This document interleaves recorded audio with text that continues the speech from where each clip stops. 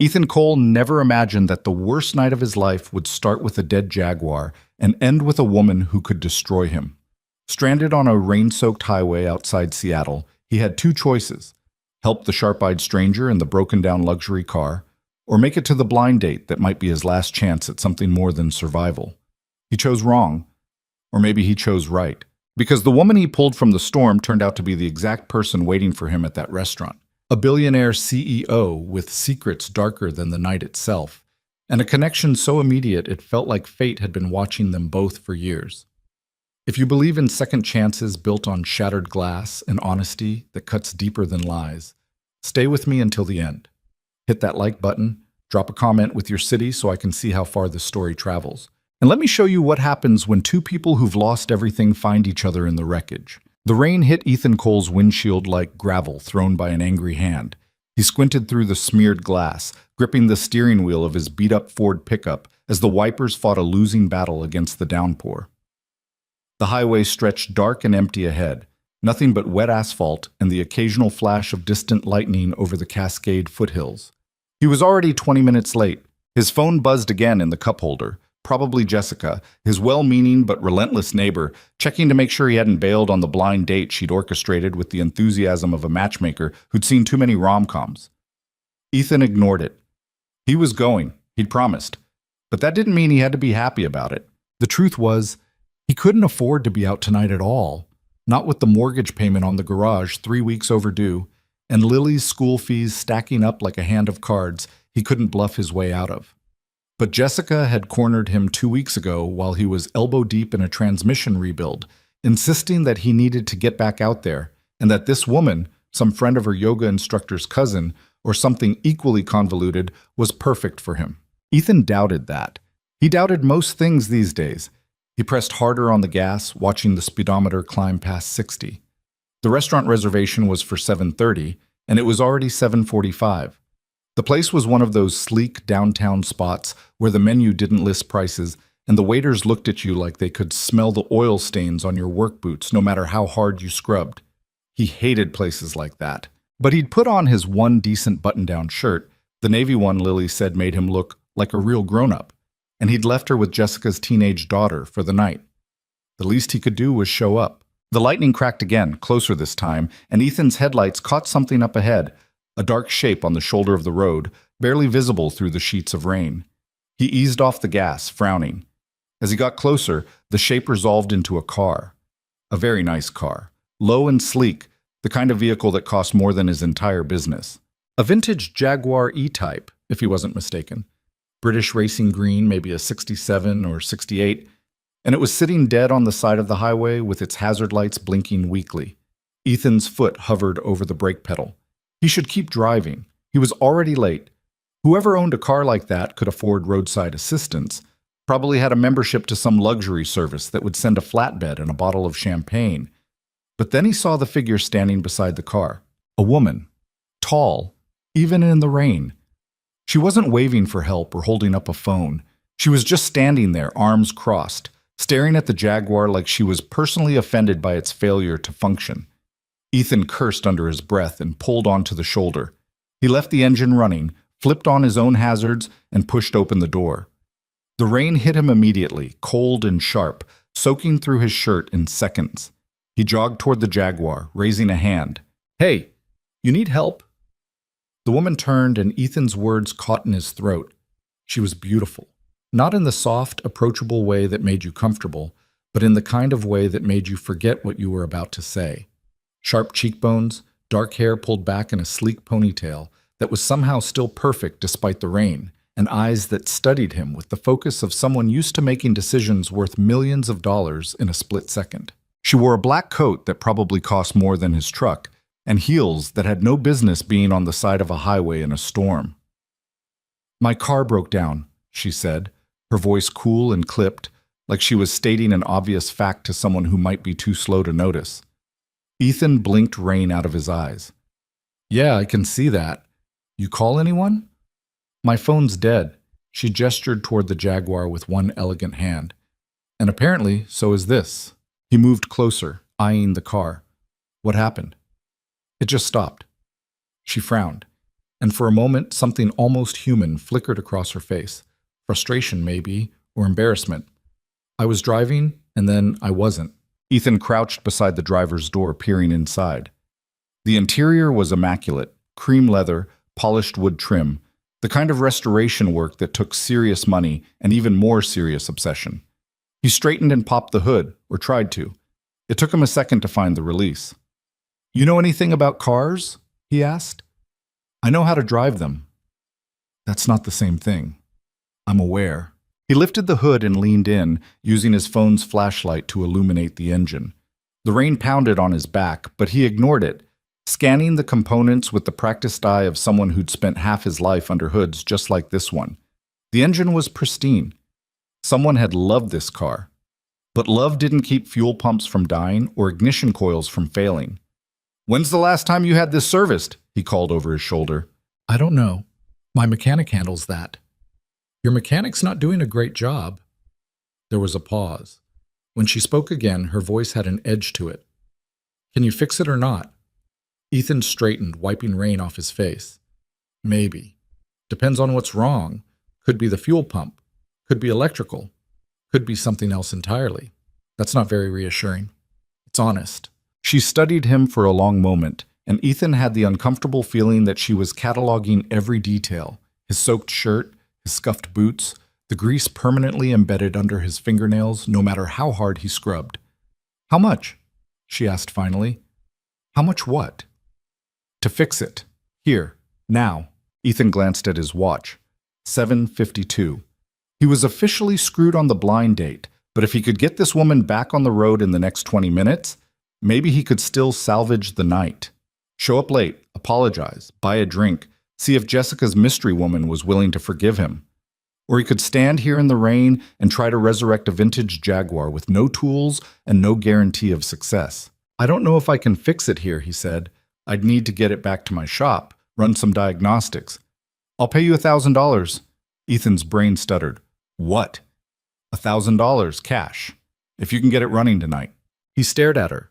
$1,000. That was the mortgage payment. That was Lily's school fees and the overdue electric bill, and maybe enough left over to buy his daughter the new winter coat she needed because she'd outgrown last year's and kept pretending she hadn't. "I don't have my tools," he said slowly. "You have a toolbox in your truck." "I can see it." Ethan followed her gaze. She was right. The beat-up red toolbox was visible through his rear window, rattling around in the truck bed like it always did. He looked back at her. "Who are you?" "Does it matter?" "It might." She hesitated, and for the first time something in her expression shifted. A crack in the armor, small but real. "My name is Vivian." "Ethan." He held out his hand, then realized it was covered in grime and rain and pulled it back. "Sorry." "Don't be." She didn't move to shake it anyway. "Can you do it or not?" Ethan thought about the restaurant, the reservation, the woman he was supposed to meet, Jessica's disappointed face when he inevitably told her it hadn't worked out. Then he thought about Lily and the mortgage and the fact that his father's garage, the last real thing his old man had left him, was slipping through his fingers no matter how hard he held on. "Yeah," he said. "I can try." Mchekik. 20 minutes later, Ethan was flat on his back under the Jaguar, with a flashlight clenched between his teeth and rain dripping through the undercarriage onto his face. Vivian stood a few feet away, arms crossed, watching him work with the silent intensity of someone used to observing others perform tasks she'd never have to do herself. "It's the fuel pump," he called out, his voice muffled. "Line's clogged. Probably picked up some debris from the tank. Can you fix it?" "I can clear it. It'll get you where you're going, but you'll need a full service soon. This thing's overdue." "Fine." Ethan slid out from under the car, wiping his hands on his already ruined jeans. He dug through his toolbox, pulled out a length of rubber hose and a small hand pump, and got back to work. The rain had slowed to a drizzle, but the wind had picked up, cutting through his wet clothes like a blade. "You do this for a living?" Vivian asked. "Yeah." "You're good at it." He glanced up at her, surprised. "Thanks." "That wasn't a compliment. It was an observation." "Right." He turned back to the engine. "What do you do?" "I run a company." "What kind of company?"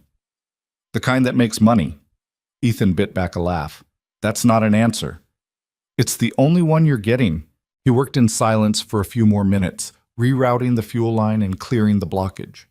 When he turned the ignition, the engine coughed once, then roared to life with the deep, throaty purr of a machine that had been built back when cars were still art. Vivian's face didn't change, but something in her posture relaxed. There you go, Ethan said, shutting the hood.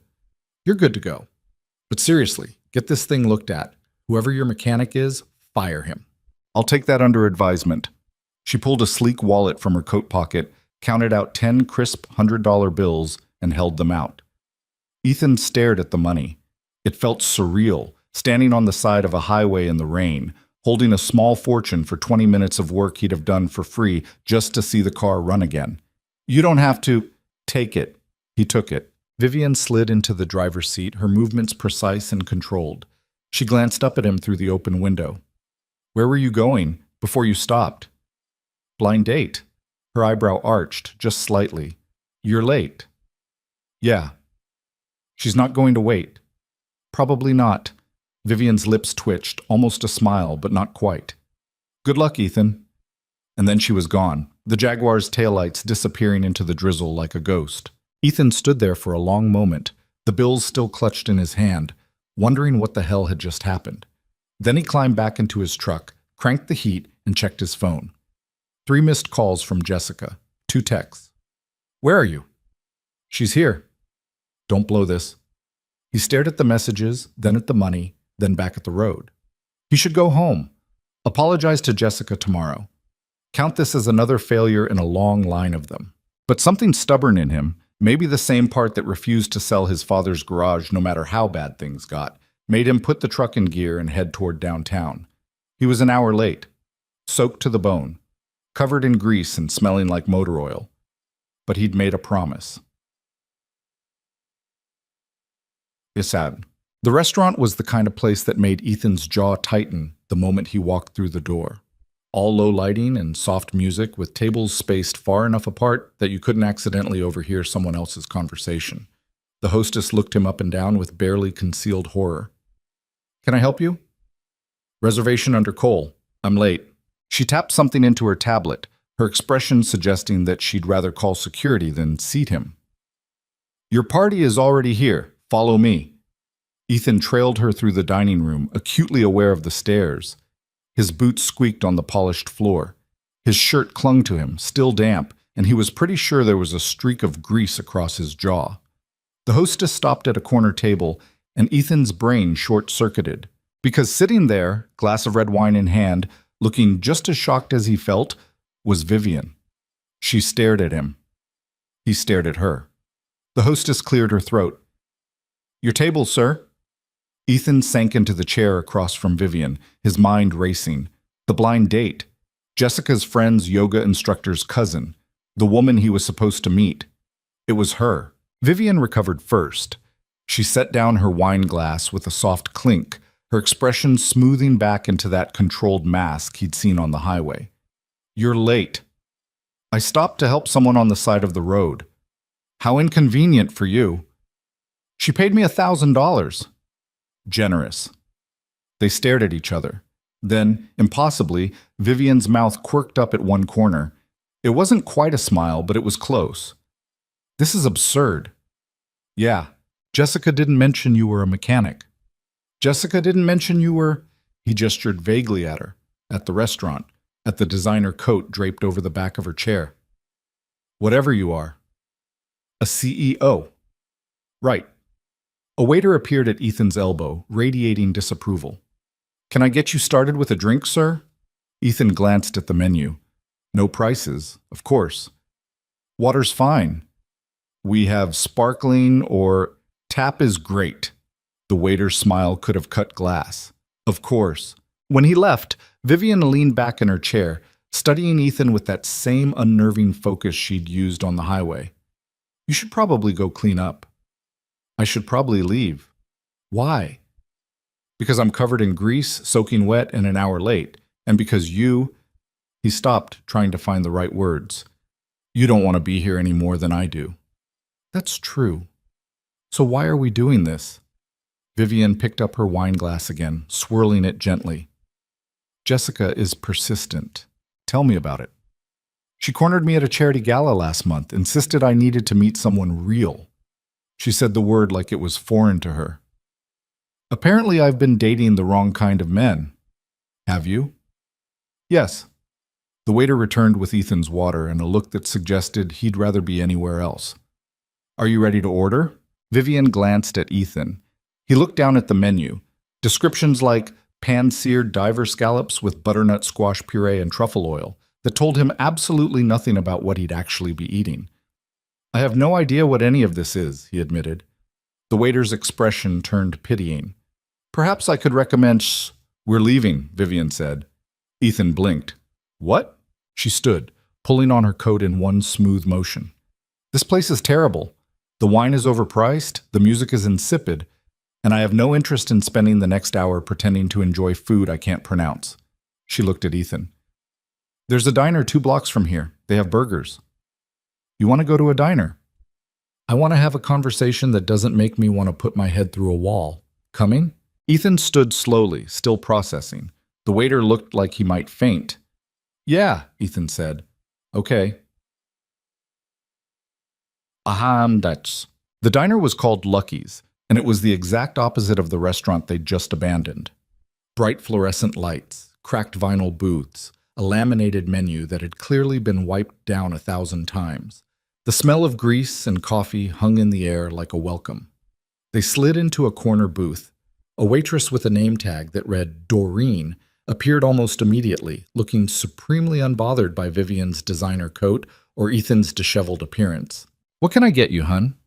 Cheeseburger, Vivian said. Extra pickles, fries, and coffee. Doreen turned to Ethan. Same. You got it. When she left, Vivian shrugged out of her coat and folded it neatly beside her. Without it, she looked smaller somehow. Still sharp, still composed, but more human. So, Ethan said, this is weird. Extremely. How did Jessica even set this up? She's apparently friends with my assistant. They go to the same yoga class. Vivian shook her head. I agreed because it seemed easier than arguing. I didn't think I'd actually show up. But you did. I was curious. She met his eyes. And lonely, if I'm being honest. The word hung between them, raw and unexpected. Yeah, Ethan said quietly. Me too. Doreen returned with 2 mugs of coffee, thick and black and probably strong enough to strip paint. Vivian wrapped her hands around hers, staring into it like it held answers. Tell me about your daughter, she said. Ethan's eyebrows shot up. How do you... Jessica mentioned it. 7 years old, right? Lily. Yeah. He couldn't help the smile that crept onto his face. She's the best thing that ever happened to me. Smart as hell, stubborn as hell. She wants to be a mechanic when she grows up, which her teacher thinks is limiting her potential, but I think is the best idea she's ever had. She lives with you? Full time. Her mom's not in the picture. Vivian nodded slowly. That must be hard. Some days more than others.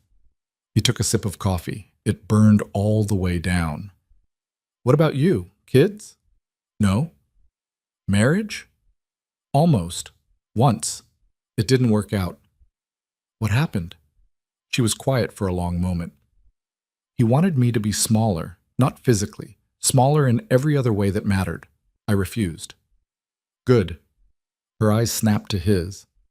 Good? Anyone who wants you to be smaller doesn't deserve you in the first place. Something shifted in her expression. Surprise, maybe, or something deeper. Before she could respond, Doreen arrived with their burgers, thick and messy and perfect.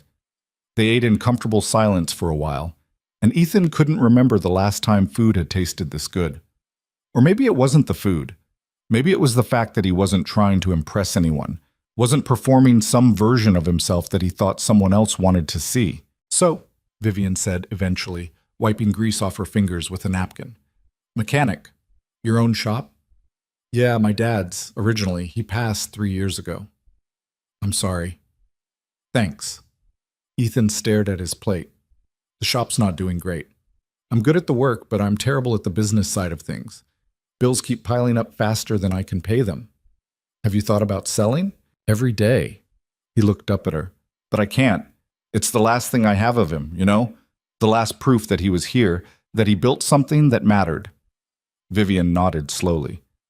I understand that. My father built a company from nothing. When he died, everyone expected me to sell it, take the money, live off the inheritance. I kept it instead, grew it, made it mine. What kind of company? Mercer Industries. We do commercial real estate development mostly. Some tech investments. Ethan nearly choked on his coffee. You're Vivian Mercer. You've heard of me. There was an article in the business section last month. Something about a hostile takeover you shut down. He shook his head. You're kind of famous. I'm kind of notorious. She smiled, and it was the first real smile he'd seen from her. It transformed her face completely. People think I'm ruthless. Are you? When I need to be. And the rest of the time? I'm just tired. The honesty in her voice caught him off guard. He reached across the table, almost without thinking, and covered her hand with his. She didn't pull away. You don't seem tired right now, he said. No, she agreed softly. I don't. They stayed like that for a moment, hands touching, the noise of the diner fading into background static. Then Vivian pulled back, clearing her throat. Tell me something true, she said. Something you don't tell people. Ethan thought about it. I'm terrified I'm failing Lily. That she's going to grow up and realize her dad couldn't keep it together, couldn't give her the life she deserves. You're not failing her. You don't know that. I know you stopped in the rain to fix a stranger's car even though you were late for something important. I know you talk about her like she hung the moon. That's not failure. Ethan swallowed hard. Your turn. Vivian looked down at her hands. I'm terrified that I'm so good at being alone that I've forgotten how to be anything else. That I've built these walls so high no one will ever want to climb them. I climbed them. She looked up, and her eyes were bright. You did, didn't you?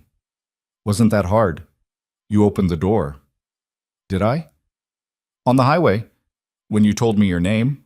Vivian laughed, soft and surprised. That's a low bar for vulnerability. You'd be surprised how many people can't even clear it. They talked for another hour. 2. Ethan lost track of time somewhere between Vivian's story about firing a board member who'd called her sweetheart in a meeting and his story about the time Lily had taken apart the toaster to see how it worked and nearly electrocuted herself in the process. It was easy. That was the thing that kept surprising him. Talking to her was easy in a way nothing else in his life had been for a long time. When they finally left the diner, it was past midnight. The rain had stopped, leaving the streets slick and shining under the streetlights. Vivian's Jaguar was parked down the block, looking wildly out of place next to Ethan's beat-up truck. They stood there on the sidewalk, neither quite ready to leave. Thank you, Vivian said, for tonight, for fixing my car, for not running away when you realized who I was.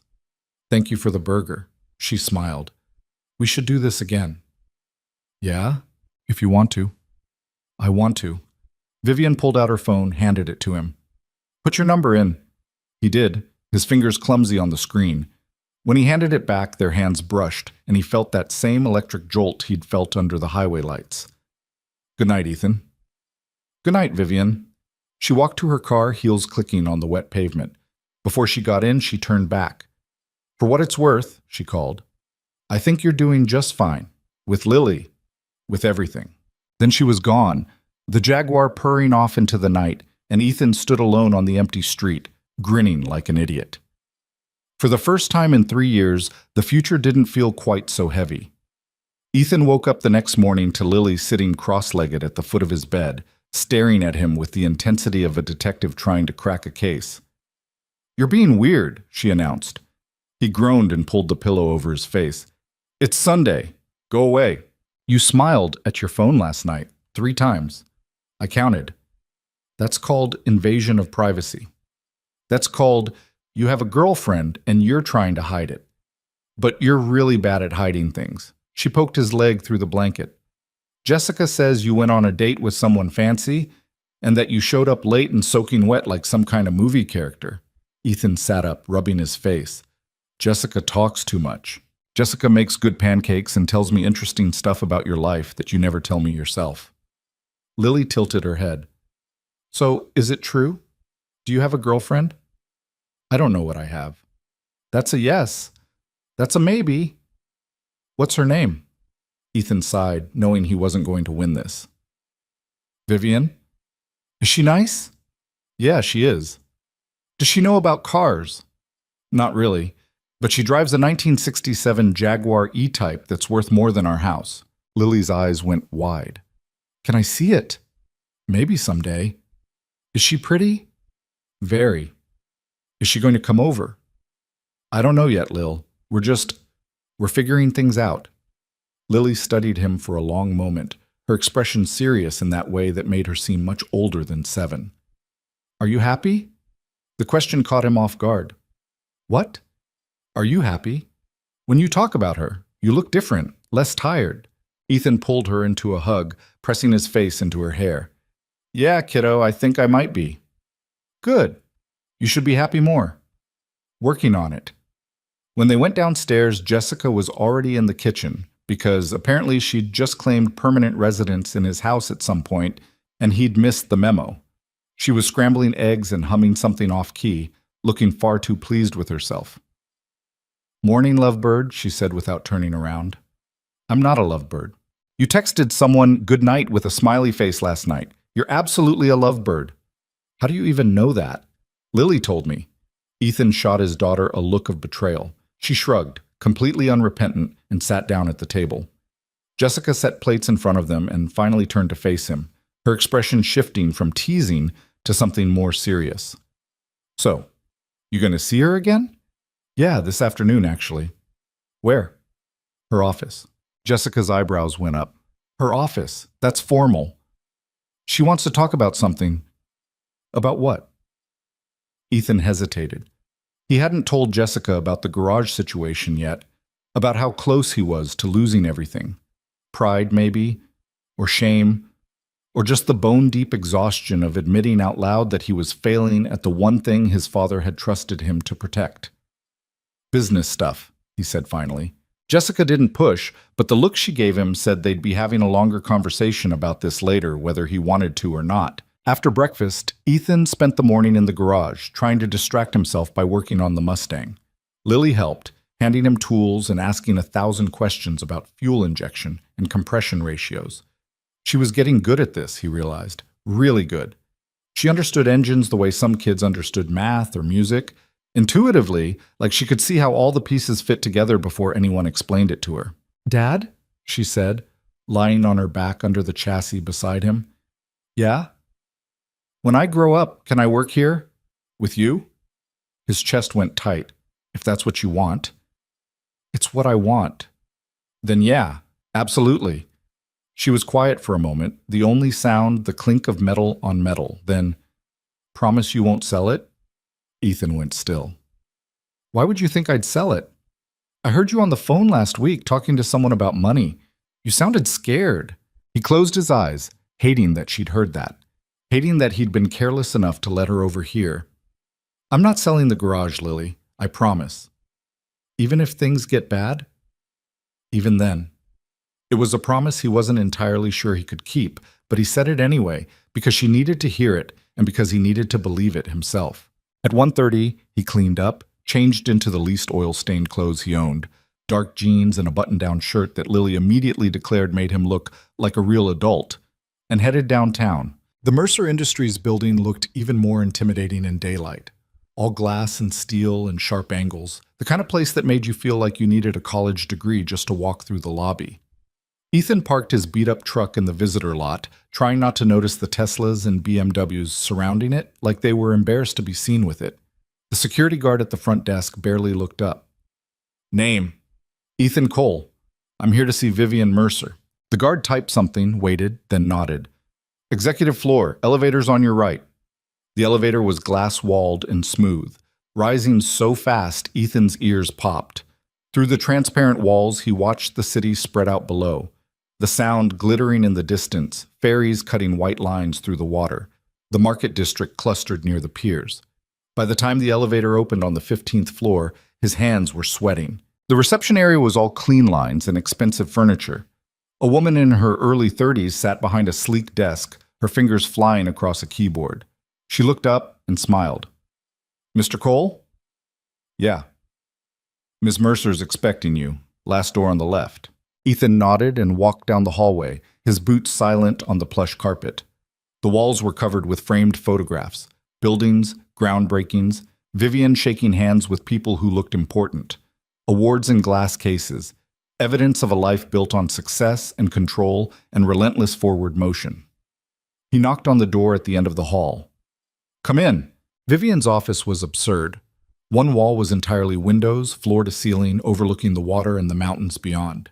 Her desk was massive and pristine, covered in neat stacks of files and 2 large computer monitors. But what stopped him was Vivian herself. She was standing by the windows, barefoot, her blazer draped over the back of her chair. She wore a white blouse and dark slacks, her hair loose around her shoulders instead of pulled back. She looked younger like this, less armored. Hi, she said. Hi. She crossed the room and kissed him, quick and certain, like it was the most natural thing in the world. When she pulled back, she was smiling. You look nice. Lily said I look like a real adult. I'm choosing to take that as a compliment. Vivian laughed. How is she? Suspicious. She asked if I have a girlfriend. What did you tell her? That I don't know what I have. Fair answer. Vivian took his hand and led him to a leather couch by the windows. Sit. I want to talk to you about something. Ethan sat, and she poured 2 glasses of water from a pitcher on the coffee table, handing him one before settling beside him. She looked nervous, he realized. Actually nervous. It was strange seeing her like this, without the cool confidence she wore like armor. I meant what I said the other night, she started, about wanting to help. But I know you well enough already to know you're not going to just take money from me. Vivian, let me finish. She set her glass down. I have a fleet of company vehicles, 37 cars, sedans for executives, SUVs, a few specialty vehicles. They need regular maintenance. The shop we've been using is incompetent. They overcharge, they miss deadlines, and last month they returned one of our cars with the wrong transmission fluid. I need someone reliable. And you think that's me? I know it is. I saw what you did with my Jaguar. That wasn't luck or coincidence. That was skill and knowledge and the kind of attention to detail most mechanics don't have. Ethan leaned back, trying to process what she was offering. What are you proposing exactly? A contract. Your garage becomes the exclusive maintenance provider for Mercer Industries' vehicle fleet. Regular servicing, repairs, emergency callouts when needed. In exchange, you get a retainer up front to cover immediate expenses, plus monthly payments for ongoing work. How much are we talking? Vivian pulled a folder from the table and handed it to him. I had legal draft something preliminary. Ethan opened it and felt his stomach drop. The retainer was $25,000. The monthly payments after that would bring in more steady income than he'd seen in the past year combined. This is too much, he said. It's market rate for the volume of work I'm asking for. Vivian, I can't. Yes, you can. She took the folder from him and set it aside. Listen to me. This isn't charity. This is me making a smart business decision. I need quality work from someone I can trust. You need steady income. That's it. That's the entire equation. And the fact that we're, whatever this is between us, that doesn't complicate things? Only if we let it. Ethan stood and walked to the windows, staring out at the city stretching endlessly in every direction. His garage was out there somewhere, struggling and half-broken, held together with duct tape and stubbornness. His daughter was at home, trusting him to keep the roof over her head and the lights on and the world steady beneath her feet. And here was Vivian, offering him a way to do all of that. But taking it felt like admitting he'd failed, like admitting he wasn't strong enough or smart enough or good enough to save his father's legacy on his own. I don't want you to think I'm using you, he said quietly. Vivian came up beside him. I don't. How can you be sure? Because if you were, you would have said yes immediately instead of standing here trying to talk yourself out of it. She touched his arm. Ethan, I've dealt with people trying to use me my entire adult life. Men who wanted access to my money, or my connections, or my influence. I know what that looks like. And this isn't it. What is it then? It's 2 people helping each other in a way that makes sense for both of them. She turned him to face her. You're good at what you do. Better than you give yourself credit for. And I need that. So stop thinking of this as me rescuing you and start thinking of it as a partnership. A partnership. Yes. He searched her face, looking for any trace of pity or condescension. All he saw was certainty and something that might have been hope. Okay, he said. Yes. Vivian's smile was like sunrise breaking through clouds. Good. I'll have legal finalize everything. You should have the contract and the first payment by Wednesday. Just like that. Just like that. She kissed him again, slower this time. Now come on. I want to show you something. She led him through a side door into a smaller room, a private lounge with leather furniture, a full bar, and more windows. She poured 2 glasses of bourbon and handed him one. To partnerships, she said, raising her glass. To not screwing this up, he countered. They drank, and Ethan felt some of the weight he'd been carrying for months start to lift. Maybe this could work. Maybe he didn't have to do everything alone. Tell me about your week, Vivian said, settling onto the couch. So he did. He told her about Lily's latest obsession with figuring out how to rebuild a carburetor, about Jessica's ongoing campaign to get him to live a little, about the Mustang project that was slowly bankrupting him because the owner had disappeared halfway through and left him holding the pieces. Vivian listened without interrupting, her attention completely focused on him in a way that made him feel like he was the only person in the world who mattered. When he finished, she was quiet for a moment. I want to meet her, she said finally. Ethan blinked. What? Lily. I want to meet her, if you're comfortable with that. His heart did something complicated in his chest. You do? If this is going somewhere, and I'd like it to, then yeah. I want to meet the person who matters most to you. I don't know if that's a good idea yet. We've only known each other a few days. I know, and I'm not trying to rush anything, but I also don't want to be some separate part of your life that never intersects with the real parts. If we're doing this, I want to do it right. Ethan thought about Lily's question that morning. Does she know about cars? Is she nice? The curiosity in her voice, the hope. Okay, he said. Yeah, how about next weekend? We could do something casual, take her to the aquarium or something. I haven't been to the aquarium in 15 years. Then it's time. Vivian smiled, but there was uncertainty in it, vulnerability. What if she doesn't like me? She will. You don't know that. I know my kid. She's going to ask you 1,000 questions about your Jaguar and probably try to convince you to let her take apart the engine. You'll be fine. I have no idea how to talk to children. Just talk to her like she's a person. She'll appreciate that more than anything else. They sat there drinking bourbon and talking until the light outside started to fade to orange and gold. Vivian told him about her week, the conference calls with international offices, the acquisition deal that had fallen through at the last minute, the board member who'd questioned her judgment in a meeting and then backtracked when she'd demolished his argument with facts and figures he hadn't bothered to research. He apologized afterward, she said, but only because he realized other people had heard him doubt me, not because he was actually sorry. That must get exhausting. It does, but it's the price of being taken seriously. She swirled her bourbon.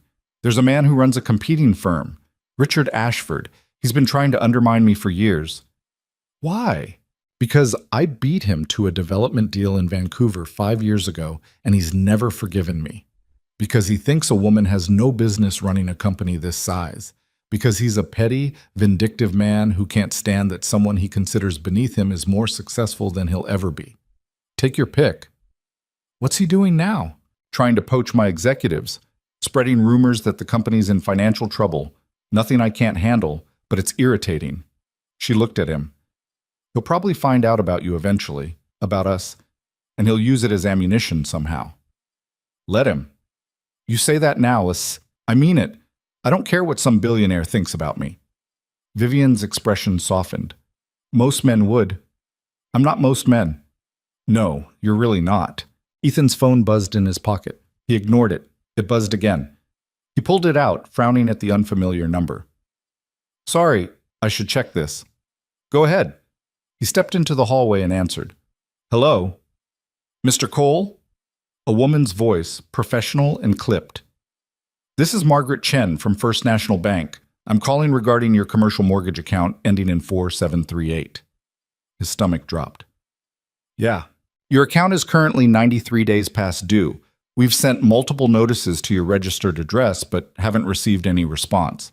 I'm calling to inform you that if payment isn't received by end of business this Wednesday, we'll have no choice but to initiate foreclosure proceedings. The hallway tilted. I've been working on getting the money together. I understand, Mr. Cole, but we need confirmation of payment or a concrete payment plan by Wednesday. Otherwise, our hands are tied.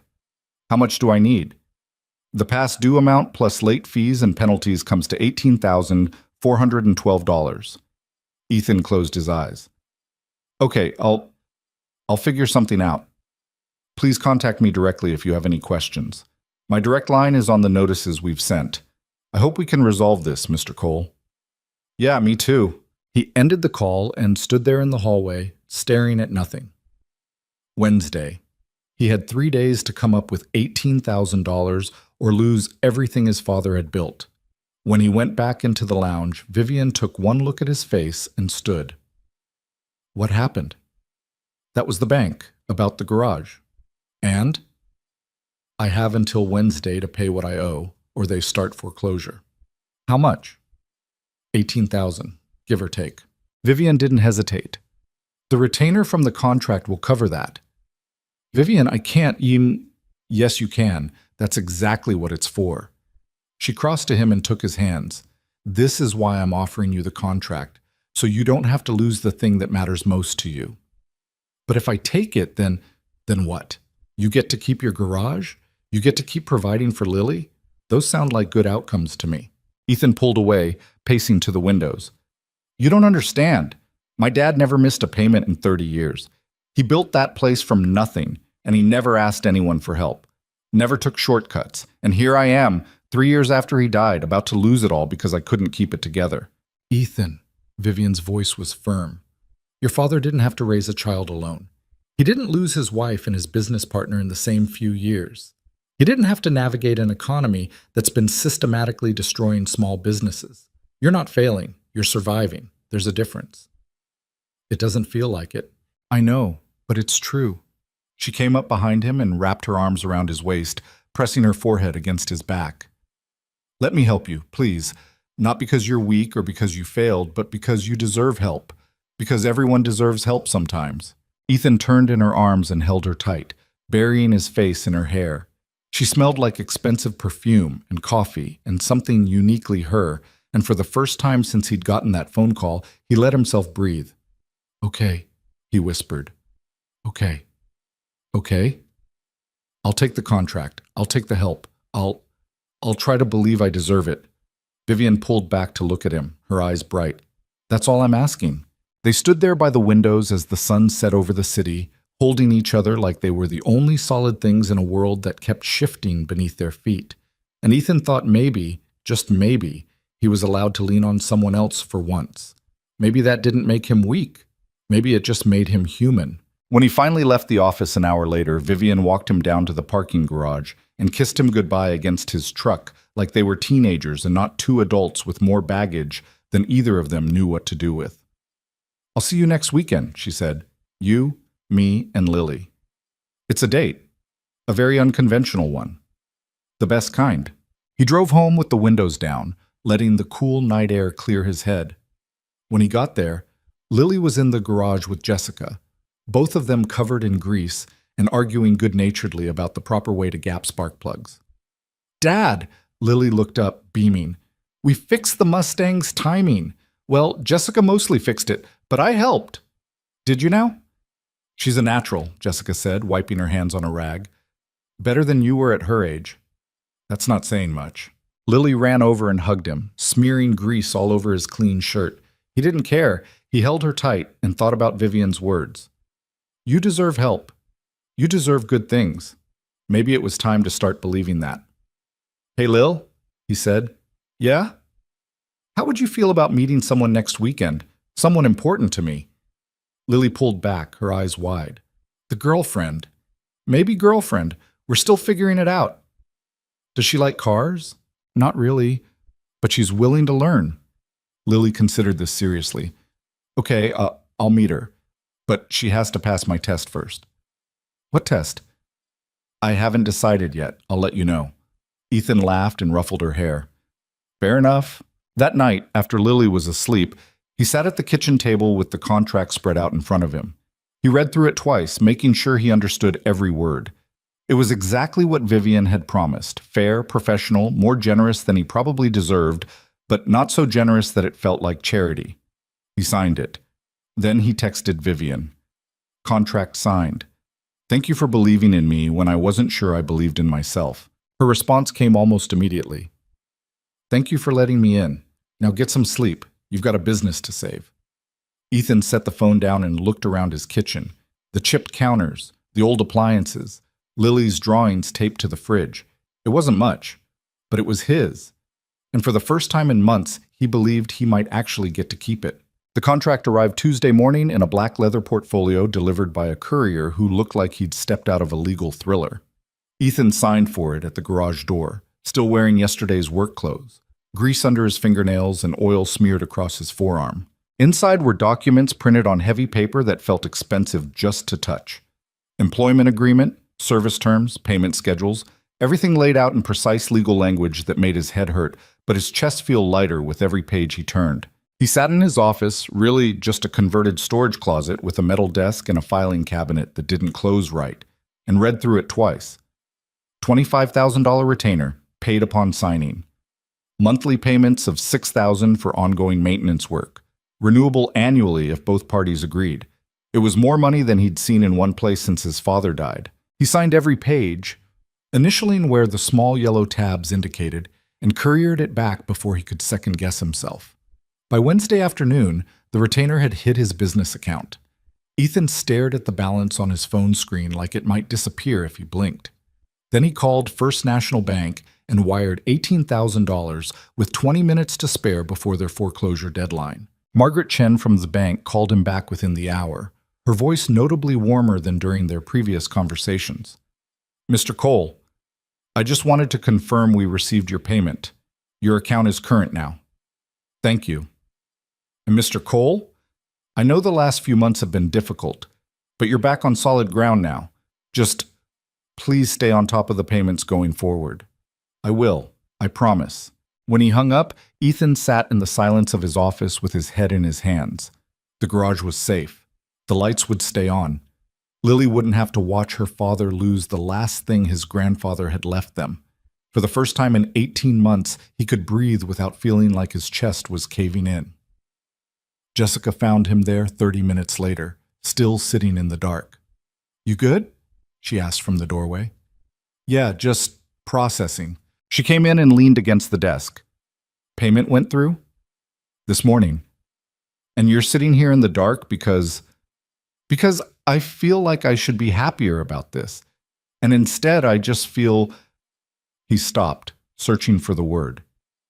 Guilty. For accepting help? For needing it in the first place. Jessica made a sound somewhere between a laugh and a sigh. Ethan, your dad would have taken this deal in a heartbeat. You know that, right? My dad never needed help. He built this place from nothing and never missed a payment. Your dad also didn't raise a kid alone while trying to keep a business afloat in an economy designed to crush small shops. He had your mom. He had stability. He had advantages you don't have. She squeezed his shoulder. Stop comparing yourself to a version of him that never had to face what you're facing. That's what Vivian said. Then Vivian's smart. Listen to her. Ethan looked up. Don't know how to do this. Do what? Be with someone who fixes things, who makes problems disappear with a phone call and a checkbook. You're not with someone who fixes things. You're with someone who saw you struggling and offered you a partnership that benefits both of you. That's different. Is it? Yes. Jessica's voice was firm. And if you can't see that, you're going to ruin something good because you're too proud to admit you deserve good things. She left him with that, and Ethan sat alone for a while longer before finally standing up and getting back to work.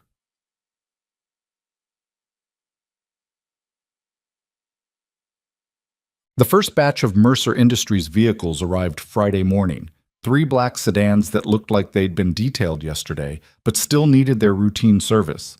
Ethan walked around each one, making notes, checking tire pressure and fluid levels, and all the small things that separated adequate maintenance from the kind of work his father would have been proud of. He dove in with a focus he hadn't felt in months.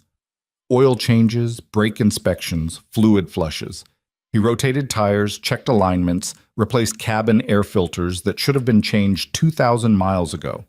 By Saturday afternoon, all 3 cars were finished and looked better than they had rolling off the lot. When the company driver came to pick them up, he did a walk-around and let out a low whistle. These look brand new. That's the idea. Miss Mercer's gonna be happy. Last shop we used, half the time they'd forget to actually do the work and just charge us anyway. That won't happen here. Good. Because between you and me, she's been looking for someone she could trust with this for over a year. After the driver left, Ethan stood in the empty bay and let himself feel something close to pride. This was real work. Honest work. The kind of steady income that could actually build something instead of just keeping the lights on for another month. His phone buzzed. Vivian. How'd the first service go? He typed back. Good. Driver seemed impressed. That's because you're good at what you do. You haven't seen the work yet. Don't need to. I trust you. Ethan stared at those 3 words for longer than he should have. He saved the message and went back to work. Saturday arrived with Lily waking him up at 7 by jumping on his bed like it was a trampoline. Today's the day, she shouted. Today's what day? He mumbled into his pillow. Vivian's bringing her car, the Jaguar. You said I could help change the oil. Right. He'd forgotten he'd agreed to that. What time is it? 7:03. She's coming at 10. That means we have 2 hours and 57 minutes to get ready. Lily, we don't need 3 hours to get ready. I do.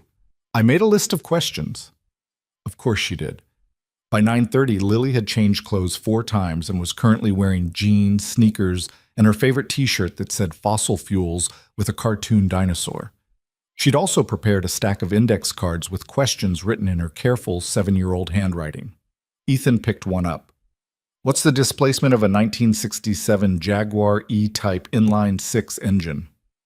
4.2 liters, obviously. Obviously. Do you think she'll know? Lily, it's her car. She probably knows. Yeah, but rich people sometimes don't actually know things about their stuff. They just pay other people to know. Where did you learn that?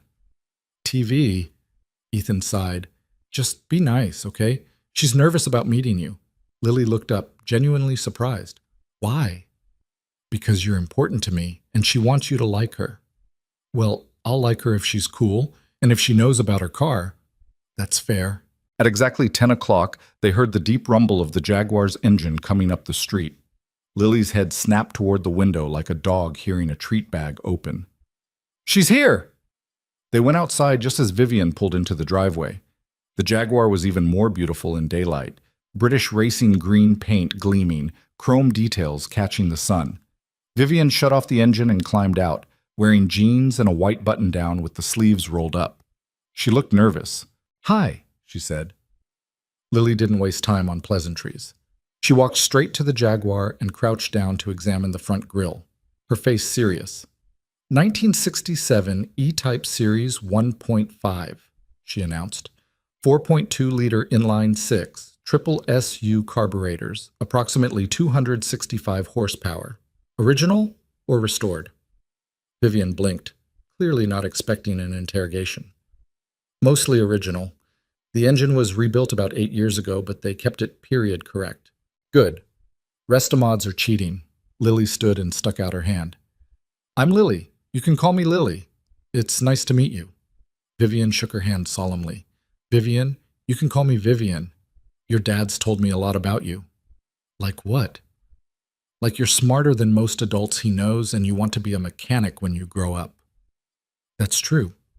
Did he tell you I already know how to gap spark plugs and bleed brake lines? He didn't mention that.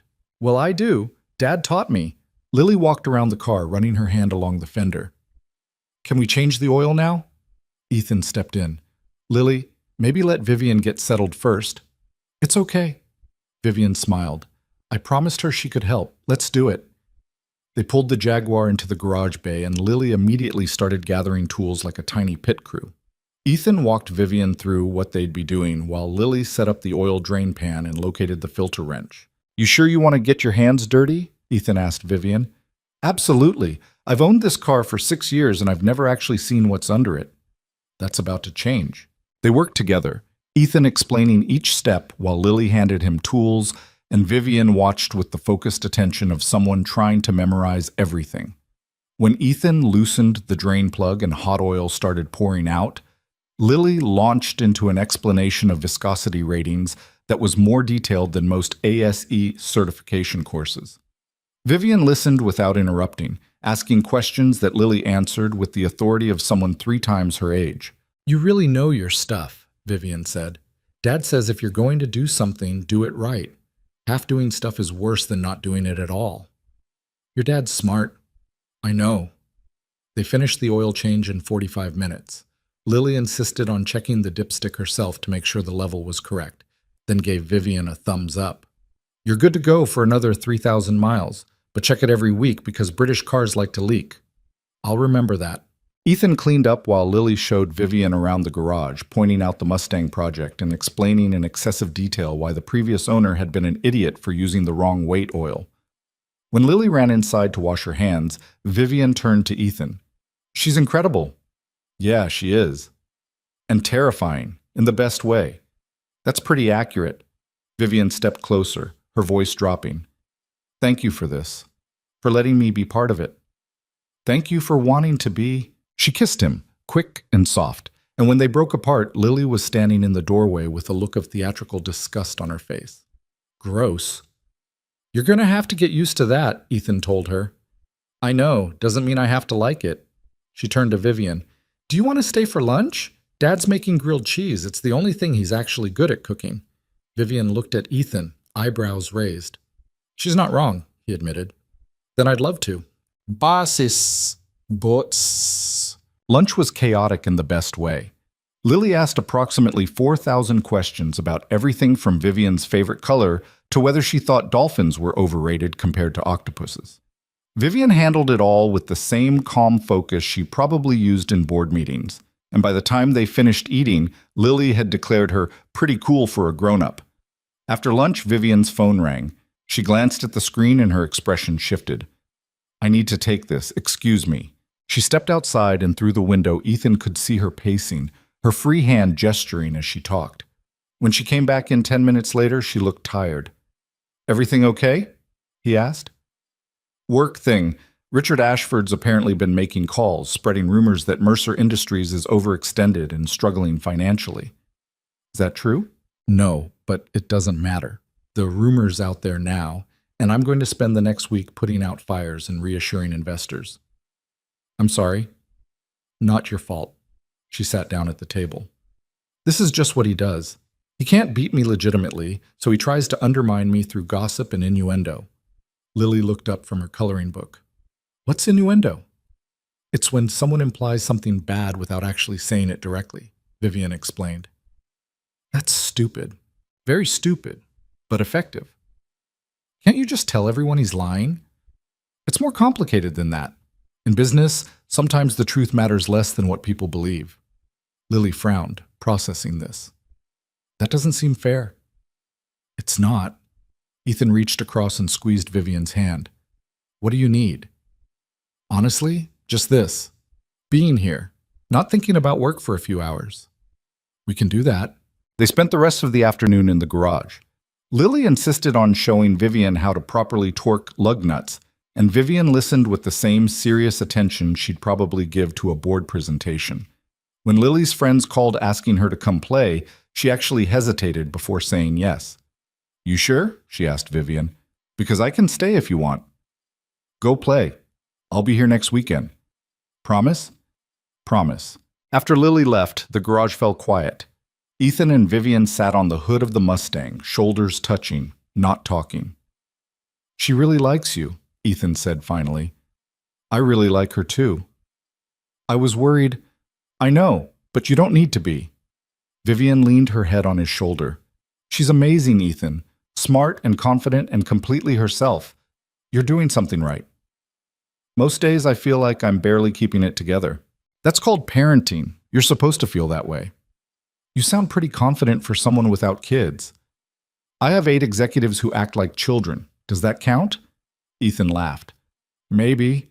Vivian's phone buzzed again. She ignored it. You can get that, Ethan said. I don't want to. Vivian, I spend every waking hour being available to everyone who needs something from me. Just let me have this. Let me be here with you and not thinking about Richard Ashford or quarterly earnings or whatever crisis is exploding in my inbox. So they sat there in the quiet garage, surrounded by the smell of motor oil and old concrete, and for a little while, the rest of the world stayed outside where it belonged. Shit. That night, after Vivian left and Lily was asleep, Ethan sat at the kitchen table with his laptop, scrolling through news articles about Mercer Industries. Most were straightforward business reporting, but a few, all published in the last week, hinted at financial instability, leadership questions, potential vulnerabilities in overseas investments. He recognized the pattern. Someone was planting stories. His phone rang. Vivian. Hey, he answered. You okay? Not really. I just got off a 2-hour call with our CFO and our head of PR. The rumors Ashford's spreading are starting to get traction. We're going to have to release a statement Monday morning. What kind of statement? The kind that says everything's fine and we're on solid financial ground and investors have nothing to worry about. Standard corporate damage control. Will it work? Maybe. Probably. But it's exhausting having to constantly defend myself against manufactured crises. Ethan heard the weariness in her voice, the kind that went deeper than just being tired. What can I do? You're already doing it, being there, being normal, being someone who doesn't want anything from me, except just me. That's not hard. It is for most people. They talked for another hour about nothing important. Lily's latest obsession with marine biology. The Mustang's ongoing saga. Whether grilled cheese counted as a legitimate dinner option, or if Ethan needed to expand his culinary repertoire. When they finally said goodnight, Ethan felt that same settling in his chest he'd been feeling more and more lately. Like things were falling into place, like maybe the universe was finally cutting him a break. He should have known better. Tuesday morning, Jessica showed up at the garage with coffee and a newspaper, which should have been his first warning because nobody read physical newspapers anymore. You need to see this, she said, dropping the business section on his desk. The headline made his stomach drop. Mercer Industries CEO's unconventional new romance raises questions. The article was short but brutal. It described him as a struggling mechanic who'd recently secured a lucrative contract with Mercer Industries, shortly after beginning a romantic relationship with Vivian. It stopped just short of saying he was using her, but the implication was clear enough. There was a photo of them leaving the charity gala together, Vivian in her green dress and Ethan in the borrowed tuxedo, looking exactly like what the article suggested. A mismatch. This is Ashford, Ethan said. Obviously. Jessica sat down. What are you going to do? I don't know. Call Vivian, I guess. But before he could, his phone rang. Vivian. Did you see it? She asked without preamble. Just now. Jessica brought it. It's bullshit. Complete fabricated bullshit designed to make both of us look bad. Vivian, maybe we should... Don't. Don't you dare say we should stop seeing each other because of this. I wasn't going to say that. You were thinking it. He had been. This makes you look bad, like you're mixing business with your personal life in ways that benefit me unfairly. I don't care what it looks like. The contract is legitimate, the work is real, and what we have is nobody's business but ours. But if it's hurting your company, then I'll deal with it. I've dealt with worse. Her voice softened. Ethan, I need you to trust me on this. Don't pull away because some vindictive asshole planted a story in a newspaper that half the city's population doesn't even read anymore. What if more people start asking questions? Then I'll answer them, honestly, because the truth is on our side. Ethan wanted to believe that, but he'd learned the hard way that truth didn't always matter as much as it should. Okay, he said. What do you need from me? Just keep being you. Don't let this change anything. I'll try. Good. I have to go. Crisis management meeting in 10 minutes. But Ethan? Yeah? We're going to be fine. I promise. She hung up, and Ethan sat there staring at the newspaper article, trying to convince himself she was right. By Friday, 3 more articles had appeared in various business publications, all asking variations of the same question. Was Vivian Mercer's judgment compromised by her personal life? Was the Mercer Industries contract with Kohl's Auto legitimate or preferential treatment? Were investors right to be concerned? Ethan watched the pile of questions grow and felt increasingly like he was drowning. Every time his phone rang with a number he didn't recognize, he assumed it was a reporter. He stopped checking social media because the comment sections were toxic. Jessica kept the coffee coming and told him to ignore it. Lily asked why people were being mean about Vivian and didn't understand his explanation that sometimes adults were just cruel for no good reason. And Vivian was a fortress. She released statements. She took calls from investors. She gave an interview to a financial news network where she calmly dismantled every insinuation with facts and documentation. But Ethan could hear the strain in her voice when they talked at night, could feel the weight of it even through the phone. Saturday morning, she showed up at the garage unannounced, driving the Jaguar, wearing jeans and looking exhausted. "Hi," she said. "Hi." He set down the wrench he'd been holding. "You okay?" "No, but I needed to see you." He pulled her into a hug, holding her tight while she pressed her face against his shoulder. "This is all my fault," she said, muffled against his shirt. "No, it's not.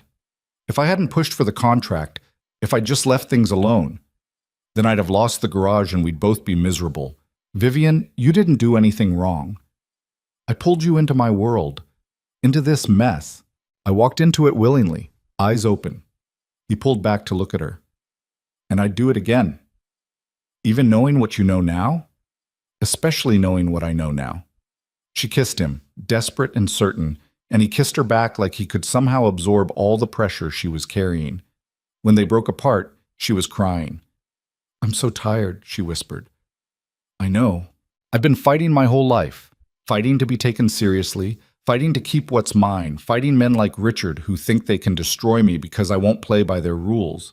And I'm so tired of it." Ethan led her to his office and sat her down on the ancient couch against the wall. He made coffee in the tiny machine that sputtered and hissed, and they sat together in the quiet while the garage hummed with weekend activity outside. "What do you need?" he asked. "I don't know. For this to be over, for people to just leave us alone." "What if they don't? Then I keep fighting, because that's what I do." She looked at him, her eyes red. "But I need to know you're still in this, that you're not going to wake up one day and decide it's too much. I'm in this, Vivian, all the way. Even if it gets worse before it gets better? Even then." She leaned her head on his shoulder and they sat like that for a long time, not talking, just being present with each other while the world tried to tear them apart from the outside. Eventually, Lily appeared in the doorway, took one look at them, and disappeared. She came back 5 minutes later with her favorite stuffed elephant. "Here," she said, handing it to Vivian. "His name is Diesel. He helps when things are hard." Vivian took the elephant, her expression crumbling. "Thank you, Lily." "You're welcome. Also, do you want grilled cheese? Dad's making lunch." "I'd love that." They ate together. The 3 of them squeezed around Ethan's desk, and slowly, Vivian's shoulders started to relax. The tension in her jaw eased. She smiled at Lily's terrible jokes and asked questions about school, and listened to a 15-minute explanation of why orcas were technically dolphins. By the time she left that afternoon, she looked less like she was carrying the weight of the world. "Thank you," she said at the door, "for this, for not running. I told you, I'm not going anywhere." "I know, but it still means everything that you mean it." She drove away in the Jaguar, and Ethan stood in the driveway watching until she disappeared around the corner. Behind him, Lily said quietly, "She's really sad." "Yeah, she is."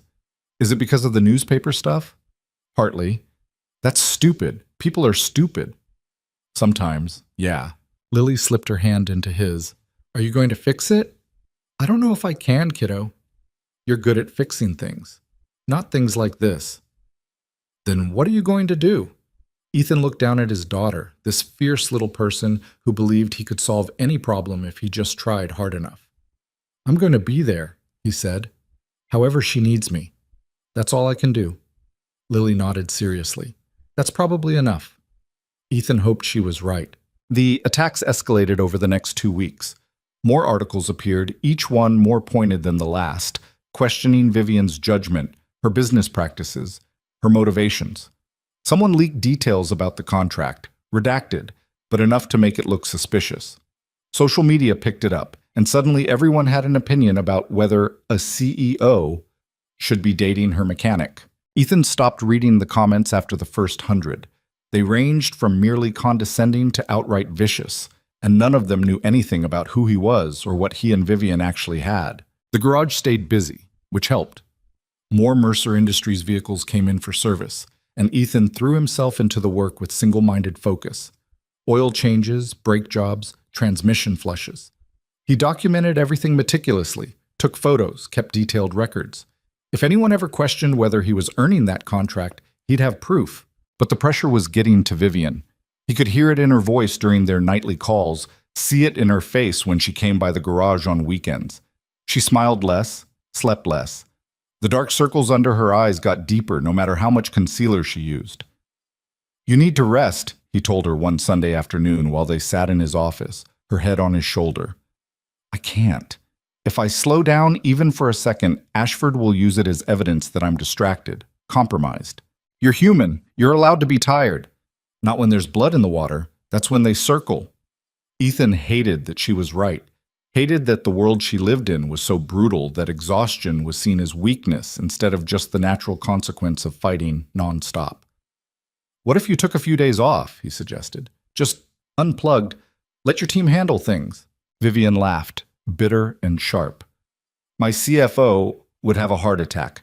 My board would call an emergency meeting, and Ashford would probably take out a full-page ad celebrating my breakdown. That's not taking time off. That's strategic absence. There's no such thing in my world. You're either present and in control, or you're weak and vulnerable. There's no middle ground. That's insane. That's business." Lily appeared in the doorway, holding a plate of cookies that Jessica had apparently sent over. She took one look at Vivian and frowned.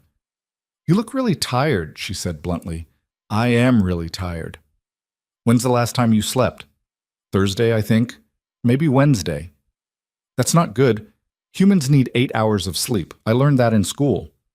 "I'll try to remember that." Lily set down the cookies and climbed onto the couch next to Vivian. "Do you want to watch a movie? Dad says movies help when your brain won't shut up." Vivian glanced at Ethan, something uncertain in her expression. "I don't want to impose." "You're not imposing," Ethan said. "Stay. Watch a movie with us. The world won't end if you take 2 hours off." So they did. They squeezed onto the couch in Ethan's living room, him, Vivian, and Lily, and watched some animated thing about talking fish that Lily had seen a dozen times but still laughed at every joke. Vivian fell asleep halfway through, her head on Ethan's shoulder, breathing deep and even for the first time in weeks. When the movie ended, Lily looked up at her dad and whispered, "Should we wake her up?" "No, let her sleep." "Is she going to be okay?" "I hope so, kiddo." "The people being mean to her, they don't even know her. They don't know she helped you save the garage. They don't know she's teaching me about octopuses. They just see rich lady dating working guy and think it's weird." "Yeah, that's pretty much it. That's really dumb." "It is." Lily was quiet for a moment, thinking. "Dad?" "Yeah?" "Are you going to marry her?" Ethan choked on air. "What? Are you going to marry her? Because if you are, I think that's cool. But if you're not, that's cool too. I just want to know." "Lily, we've only been dating for a few weeks." "So? You look at her like Grandpa used to look at Grandma in the old photos, like she's the best thing you ever saw." He stopped, completely derailed. "I don't know what's going to happen, but I know I care about her a lot. And I know she makes me happy in ways I didn't think I could be happy anymore." "Then that's good enough." Lily snuggled against his other side. "Just don't mess it up." "I'll try not to." Vivian slept for 3 hours, curled up on the couch while Ethan and Lily moved around the house quietly, making dinner and doing homework and pretending everything was normal. When she finally woke up, blinking groggily in the early evening light, she looked almost embarrassed. "I fell asleep." "You needed it," Ethan said. "I'm sorry." "Don't be. You're staying for dinner." "Ethan, I should probably—" "You're staying for dinner," he repeated, firmer this time. Jessica's bringing over lasagna. Lily made garlic bread that's only slightly burnt. And you're going to sit at our table and eat like a normal person instead of going home to an empty apartment and answering emails until midnight. Vivian stared at him, something breaking in her expression. Okay. Dinner was loud and chaotic in the best way. Jessica showed up with lasagna and opinions about everything. Lily delivered a 15-minute lecture about why sharks got an unfair reputation, and Vivian laughed more than Ethan had seen her laugh in weeks. After they ate, Jessica pulled him aside in the kitchen while Vivian helped Lily with her math homework at the dining table. She looks like hell, Jessica said quietly. I know. How much longer can she keep this up? I don't know. She won't admit she's struggling. She just keeps pushing forward like if she stops moving, she'll fall apart. That's not sustainable. I know that too, but I can't make her rest. I can't make her stop fighting. All I can do is be here when she needs me. Jessica squeezed his arm. You're good for her. You know that, right? She needs someone who sees her as a person instead of a business asset. I just wish I could do more. You're doing enough. Trust me. When Jessica left and Lily went upstairs to take a bath, Ethan and Vivian stood in the kitchen doing dishes together. It was domestic and ordinary, and Ethan realized he wanted 1,000 more nights exactly like this one. Thank you, Vivian said, handing him a plate to dry. For what? For making me stay. For not letting me go home and spiral alone. She paused. For everything, really. You don't have to thank me for caring about you. I know, but I want to anyway. They finished the dishes in comfortable silence, and when Vivian finally left around 9, she kissed him at the door like she was trying to memorize the feeling. I'll call you tomorrow, she said. I'll be waiting. Ethan? Yeah? I love you. The words hung in the air between them, simple and devastating. She'd said it so naturally, like it was just a fact she was stating, like it had been true for a while and she was only now getting around to mentioning it. You love me? He said, stupidly. Yeah, I do. I've been trying to figure out when to say it, but there's never a perfect moment, so... She shrugged. I'm saying it now. I love you. Ethan pulled her close and kissed her hard enough that she made a small sound of surprise. When they broke apart, both breathing hard, he pressed his forehead to hers.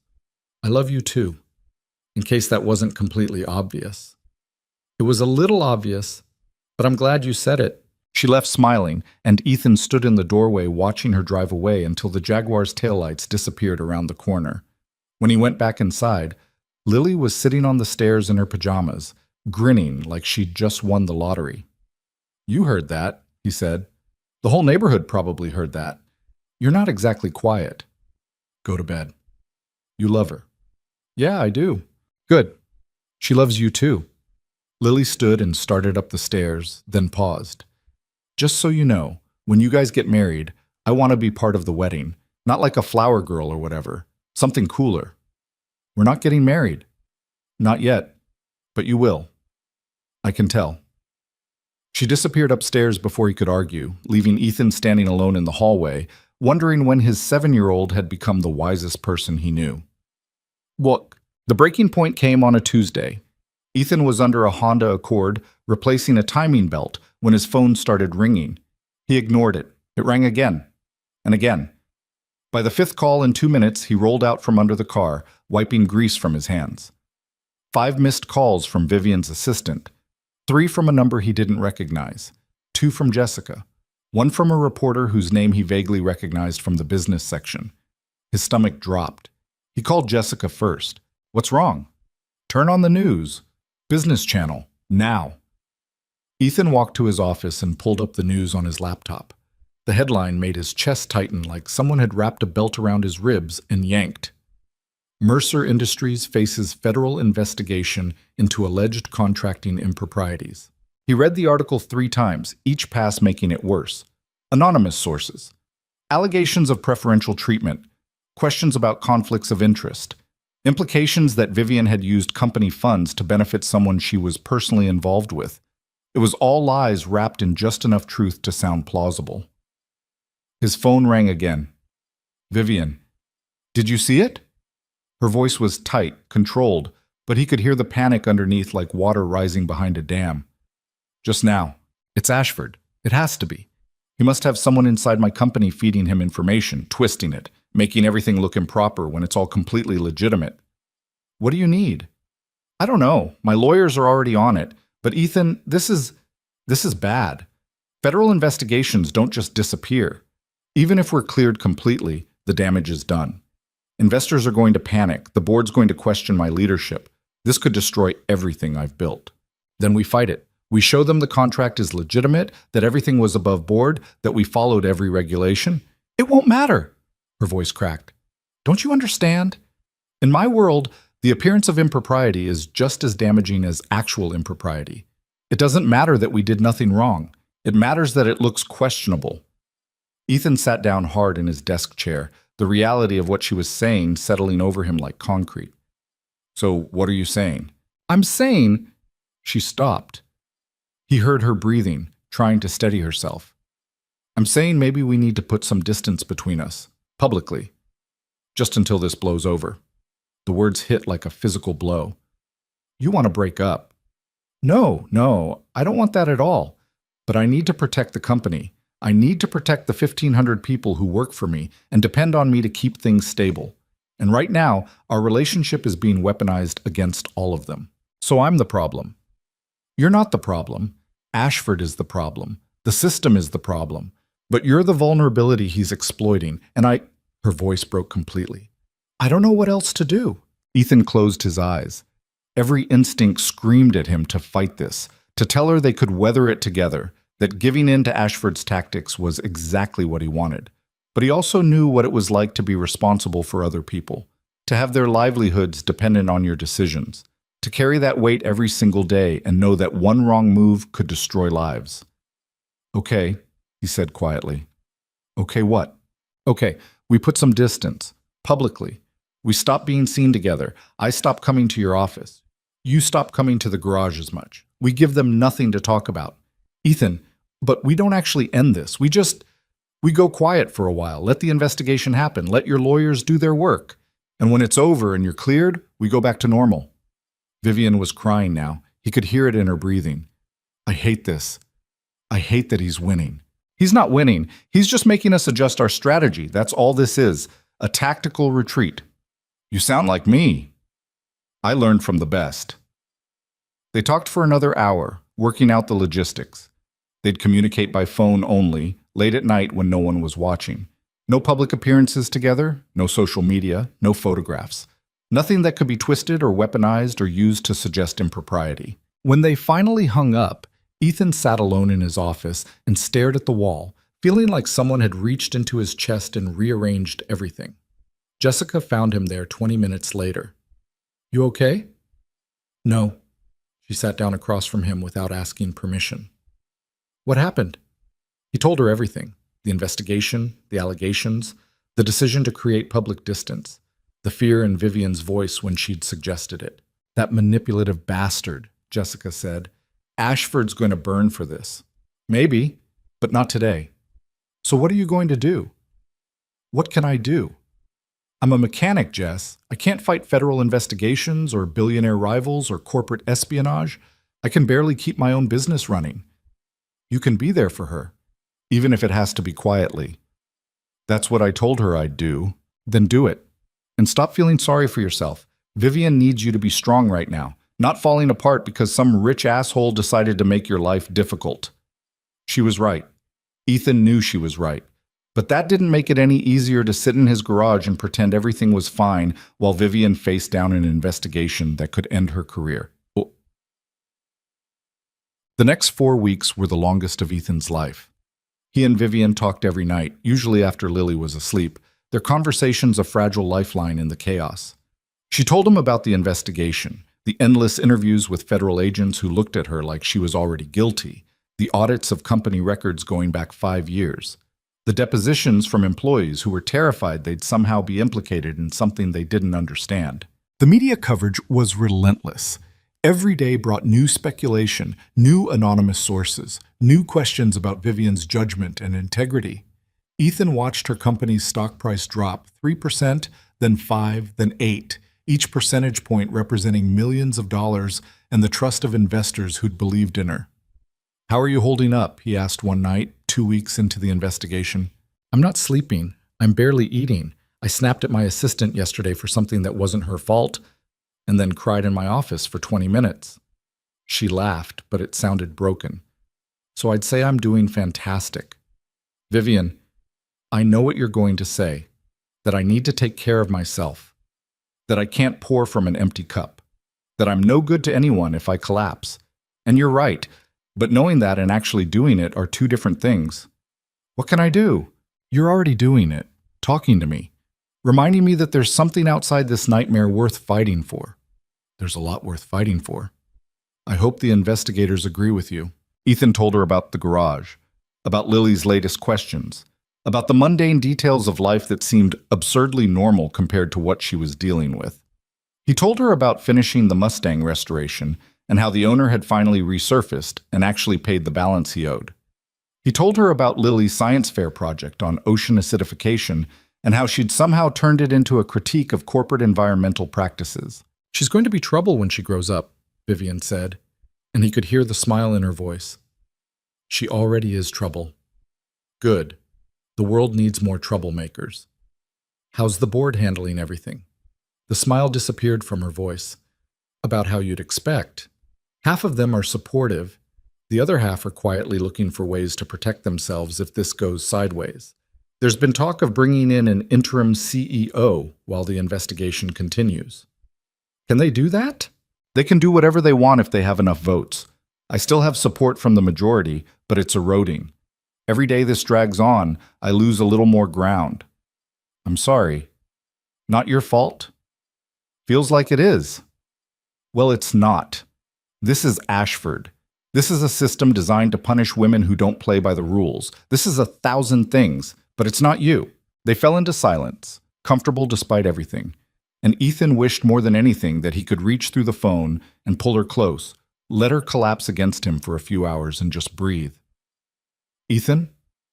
Yeah? When this is over, and it will be over eventually, I want to take you and Lily somewhere far away from Seattle and investigations and people who think they know our business. Where? I don't know. Somewhere with beaches maybe, or mountains. Somewhere Lily can ask 1,000 questions about local ecology and you can work on things that aren't cars for once. That sounds perfect. Good. Because I'm going to need something to look forward to if I'm going to survive the next few weeks. You're going to survive it. You're the strongest person I know. I don't feel strong. You don't have to feel it. You just have to keep going, one day at a time, one interview at a time, one angry board member at a time. You make it sound so simple. It's not simple, but it's possible. And you're not doing it alone. Gochankits. The investigation wrapped up on a Thursday afternoon, 6 weeks after it started. Vivian called Ethan from her office, and for the first time in over a month, he heard something other than exhaustion in her voice. We're clear. What? The federal investigation. They're closing it. No charges, no violations, nothing. The contract with your garage was completely legitimate and properly documented. There's no evidence of impropriety or misuse of company funds. She laughed, and it sounded almost hysterical. We're clear, Ethan. We actually made it through. That's incredible. The agents said Ashford's anonymous tips were deliberately misleading. They're actually considering whether to investigate him for filing false reports, though I'm not holding my breath on that. How's the board taking it? Emergency meeting scheduled for tomorrow morning, but my lawyers say it's just formality. The investigation cleared us. The stock price is already recovering.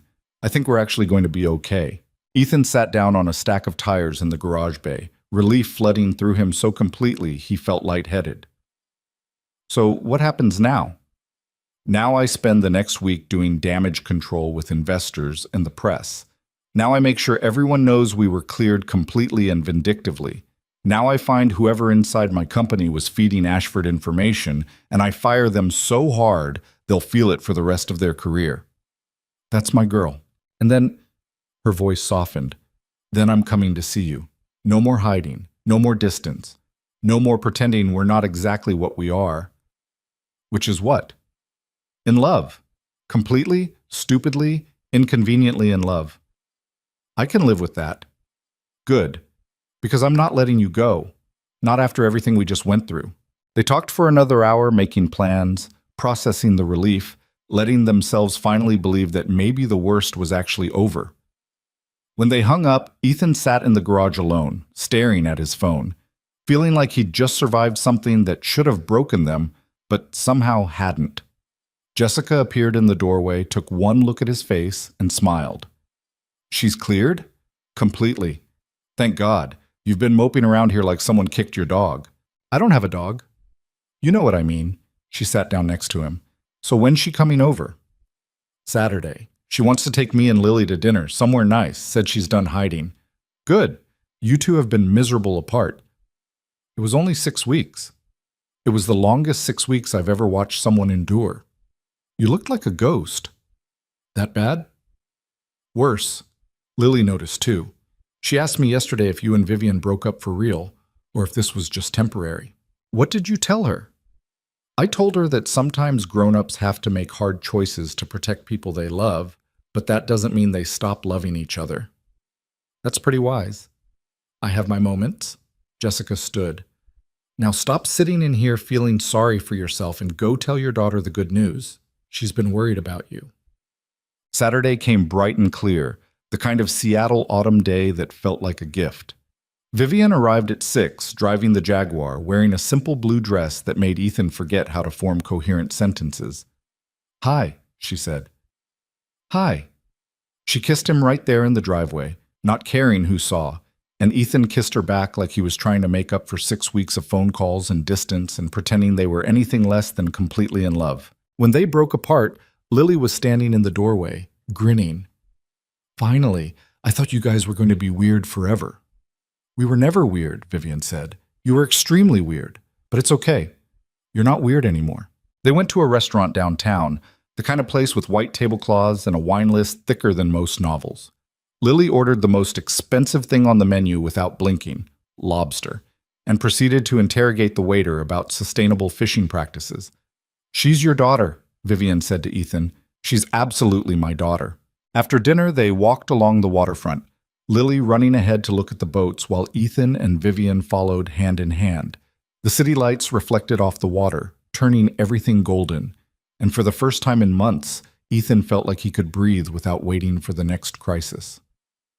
"I talked to Ashford yesterday," Vivian said quietly. Ethan stopped walking. "What?" "He called to congratulate me on being cleared. Said he hoped there were no hard feelings about the investigation." "That manipulative—" "I know." I told him in very professional language that he could take his congratulations and shove them somewhere anatomically improbable. Then I hung up on him. "Good. He's not going to stop, you know. This was just one round. He'll find some new angle, some new way to come at me. Then we'll deal with it when it happens. Together." "Together," she repeated, like she was testing how the word felt. "I like the sound of that." "Me too." They caught up to Lily, who'd found a street musician playing guitar and was watching with the intense focus she usually reserved for mechanical diagrams. "Can I give him money?" she asked. Ethan pulled out his wallet and handed her a 5.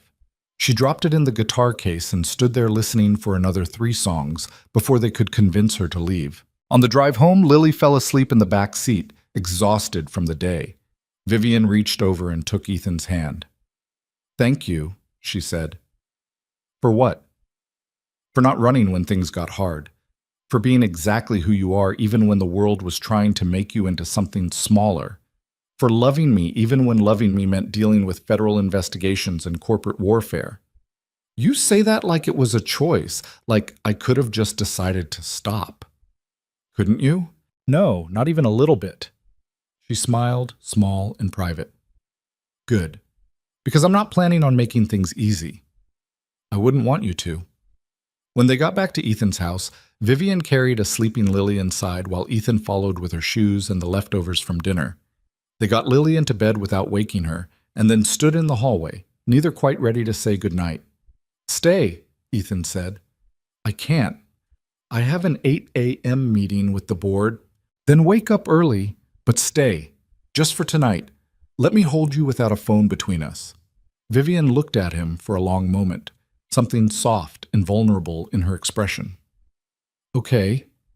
They curled up on his couch, Vivian tucked against his chest, and talked in whispers about everything and nothing.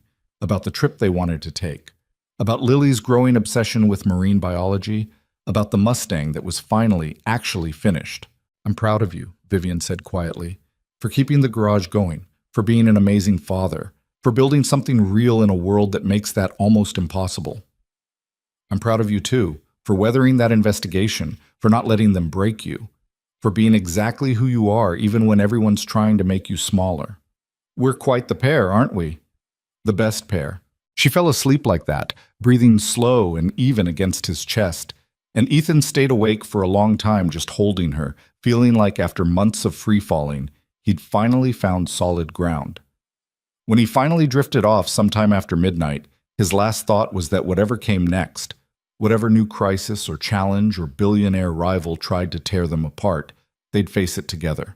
And that made all the difference. 3 months after the investigation ended, Vivian showed up at the garage on a Tuesday morning without warning, driving a car Ethan had never seen before. A vintage 1970 Dodge Charger in factory orange that rumbled like thunder and turned heads from 3 blocks away. He was under a Subaru replacing a head gasket when he heard the engine. By the time he rolled out from under the car, she was already standing in the bay, keys dangling from her finger, grinning like she'd just pulled off the greatest heist in history.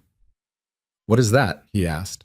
"This is the car my father refused to let me drive when I was 17 because he said it had too much power and I had too much attitude. I bought it from the estate sale of the guy he sold it to 30 years ago. It arrived this morning. And you drove it straight here." "I drove it straight here." She tossed him the keys. "I want you to go through it, full inspection, make sure everything's running the way it should be, and then I want you to teach me how to work on it." Ethan caught the keys, feeling their weight. "You want to learn how to work on your own car?" "I want to learn how to work on this car. Specifically, because my father said I'd never understand engines, and I'd like to prove him wrong even though he's been dead for 6 years. "That's possibly the most Vivian thing you've ever said." "I know." She walked over and kissed him, quick and sure. "How's your morning looking?" "I've got 2 oil changes and a brake job scheduled, but I can move things around." "Don't, I'll wait. I brought my laptop. I can work in your office." She disappeared into the converted closet he called an office, and Ethan stood there holding the charger keys, shaking his head and smiling like an idiot. This was his life now. A CEO parking vintage muscle cars in his garage and working from a desk that wobbled because one leg was shorter than the others. He wouldn't trade it for anything. By lunchtime, he'd finished the scheduled work and started on the charger. Vivian appeared at his elbow as he was checking the timing, laptop tucked under her arm. "What's the verdict?" Whoever restored this knew what they were doing. Engines clean, compression's good, transmission shift smooth. But the carburetor's running a little rich and I'd replace the spark plug wires before you drive it too much. "Can you show me how?" So he did. They spent the next 2 hours elbow deep in the engine bay, Ethan explaining fuel-air mixture ratios while Vivian asked questions that got increasingly technical. She had grease under her nails and oil smeared across her cheek, and she looked happier than he'd seen her in weeks. "This is fun," she said, adjusting the carburetor float under his direction. "You sound surprised." "I am surprised. I thought I'd be terrible at this." "Why?" "Because I'm terrible at most things that require patience and fine motor control. I've never been good with my hands." "You're doing fine. I stripped 3 screws before you stopped me. That's called learning." He handed her a different screwdriver. "Try this one. Better grip." She worked in focused silence for a few minutes, her tongue caught between her teeth in concentration. When the carburetor was finally adjusted correctly, she straightened and wiped her hands on the rag he'd given her.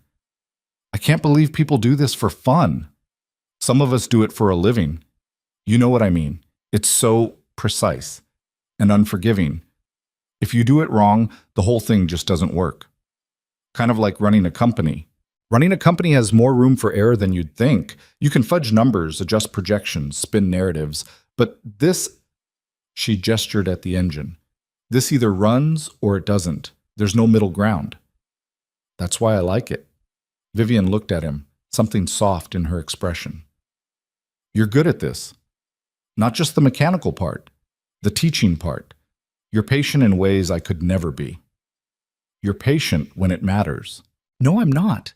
I'm demanding and difficult, and I expect everyone to keep up with me or get out of the way." And I'm stubborn and closed off, and it took a federal investigation for me to admit I needed help. We've all got flaws, Vivian. That's what makes us human. She kissed him, slow and deep, and when they broke apart, she was smiling. I love you. I love you too. Even when I strip screws? Especially then. They finished working on the charger just as Lily got home from school. She dropped her backpack in the office and came tearing into the garage, stopping dead when she saw the orange muscle car. "Whoa, whose is that?" "Mine," Vivian said. "What do you think?" Lily walked around it slowly, examining every detail. 1970. Dodge Charger RT, 440 Magnum 5.8, probably around 375 horsepower. Original or clone? Original, matching numbers. Cool. Lily opened the driver's door and peered inside. "Can I sit in it?" "Sure." Lily climbed in and gripped the steering wheel, making engine noises that were surprisingly accurate for a 7-year-old. Ethan and Vivian watched from the garage bay, and he felt that same settling in his chest he'd been feeling more and more lately, like pieces clicking into place, like a life being built instead of just survived. "She's good with her," Vivian said quietly. "She likes you. That's half the battle. The other half? She respects you. That's harder to earn." Vivian leaned against him. "I have a meeting with the board tomorrow. They want to discuss long-term strategy." That sounds ominous. It's not. Actually, it's good. The investigation's behind us. The stock price is up 12% from where it was before all this started, and we just closed the Vancouver deal that Ashford tried to block. She paused. "They're talking about giving me a contract extension, 5 years instead of the 3 I have left." "Vivian, that's incredible." "It is. But it also means I'm going to be doing this for at least 5 more years. The long hours, the constant pressure, the travel. All of it." Ethan heard what she wasn't saying. "And you're worried I can't handle that." "I'm worried I can't handle that.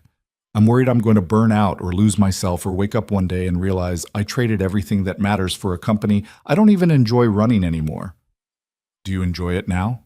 She was quiet for a long moment. "Sometimes. When we close a good deal or launch a successful project or I see buildings we develop changing neighborhoods for the better. But most of the time, it's just exhausting. So don't sign the extension." Vivian turned to look at him like he'd suggested she grow wings and fly to the moon. "What?" "Don't sign it. Or negotiate for something different. Fewer hours, more support, the ability to actually have a life outside the office." They'd never go for that. "You don't know unless you ask. Vivian, you hold all the cards here. You're the one who just weathered a federal investigation and came out clean. You're the one who's grown the company 30% in 5 years. They need you more than you need them." "That's not how it works." "Why not? Who decides how it works? Some board of directors who've never actually built anything themselves? Some outdated idea that CEOs have to sacrifice everything to be successful?" He turned her to face him. "You're allowed to want a life, Vivian. You're allowed to set boundaries. You're allowed to say that 5 more years of killing yourself isn't worth it. What if they say no? Then you walk. Start your own thing. Consult. Teach. Do literally anything else that doesn't make you miserable. I can't just walk away from 1,500 employees who depend on me. You're not walking away from them. You're setting an example that work isn't supposed to consume your entire existence. That's a lesson worth teaching."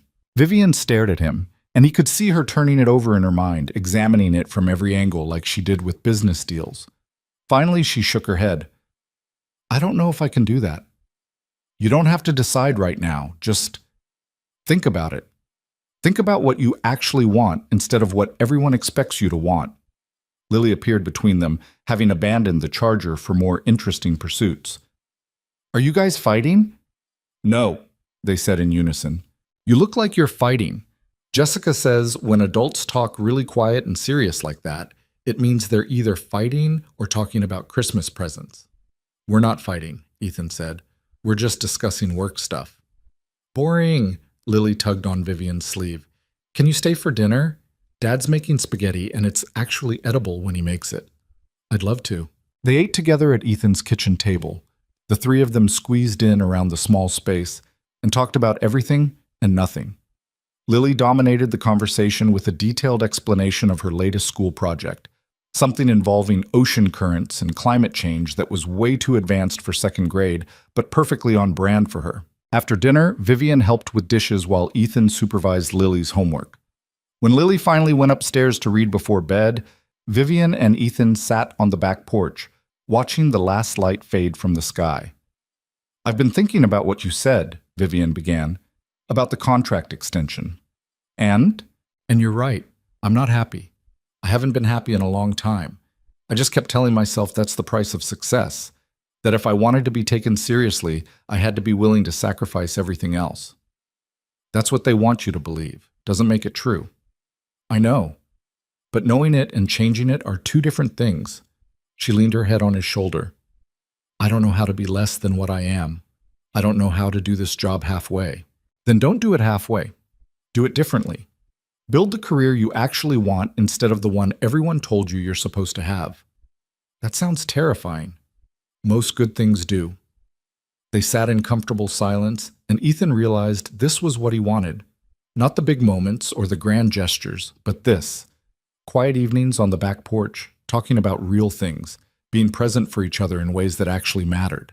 "I'm going to tell them I want a 4-day work week," Vivian said suddenly. "Fridays off? Non-negotiable. I'll take a pay cut if I have to." "You sure?" "No, but I'm going to do it anyway. Because you're right, I hold the cards. And if they say no, then maybe it's time to figure out what comes next." "I'm proud of you." "Don't be proud yet. I haven't actually done it." "I'm proud of you for even considering it. That's a bigger step than you think." Damn. The board meeting happened Thursday morning. Ethan didn't hear from Vivian all day, which either meant it had gone terribly or she was buried in follow-up meetings. He tried not to check his phone every 5 minutes and failed spectacularly. Lily noticed at dinner. "You're being weird." "I'm not being weird." "You've looked at your phone like 20 times and we've only been sitting here for 10 minutes. That's weird." "I'm just waiting to hear from Vivian." "About what?" "Work stuff." "Is she in trouble again?"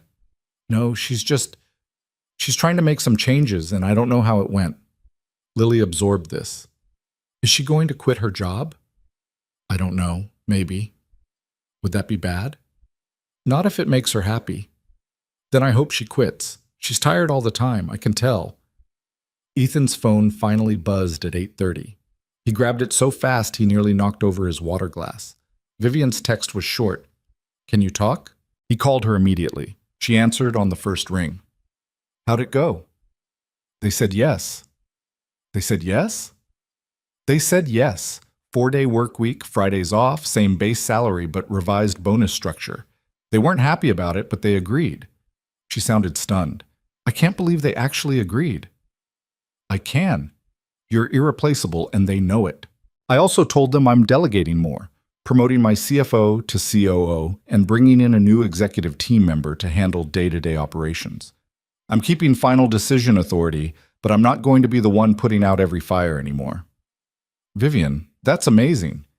"It's terrifying, but yeah, it's also amazing." She laughed, giddy and disbelieving. "I'm getting Fridays off, Ethan. I don't even remember what a Friday off feels like." "You can spend them here, at the garage, learning how to rebuild carburetors." "That sounds perfect. Or we could take Lily somewhere, do normal family things." There was a pause on the other end. "Family things." "Yeah, is that okay, calling us that?" "More than okay." Her voice went soft. "I like the sound of that." They talked for another hour, making plans, processing the relief, letting themselves believe that maybe life didn't have to be a constant fight to keep your head above water. Maybe it could actually be good. When they hung up, Lily appeared in the doorway in her pajamas. "She didn't quit?" "No, but she's working less. A lot less." "Good. Now she can come over more and teach me about business stuff." "What business stuff?" "I don't know. How to negotiate and make deals and tell people no when they're being unreasonable." "That seems useful." "You're 7. Doesn't mean I can't learn." Lily climbed onto the couch next to him. "Dad?" "Yeah?" "Are you going to marry her?" "Why does everyone keep asking me that?" "Because it's obvious. You love her, she loves you, she's good with me, you're good with her. What else is there? There's a lot else. Logistics and timing and making sure we're doing it for the right reasons. Those sound like excuses. They're not excuses. They're legitimate concerns. Lily gave him a look that was far too knowing for someone who still believed in the tooth fairy. Just don't wait too long. Jessica says when you find someone who makes you happy, you should hold on tight and not let stupid stuff get in the way. Jessica talks too much. Jessica's usually right. Ethan pulled her into a hug, pressing his face into her hair. When did you get so smart? I was always smart. You just finally noticed. Wotium.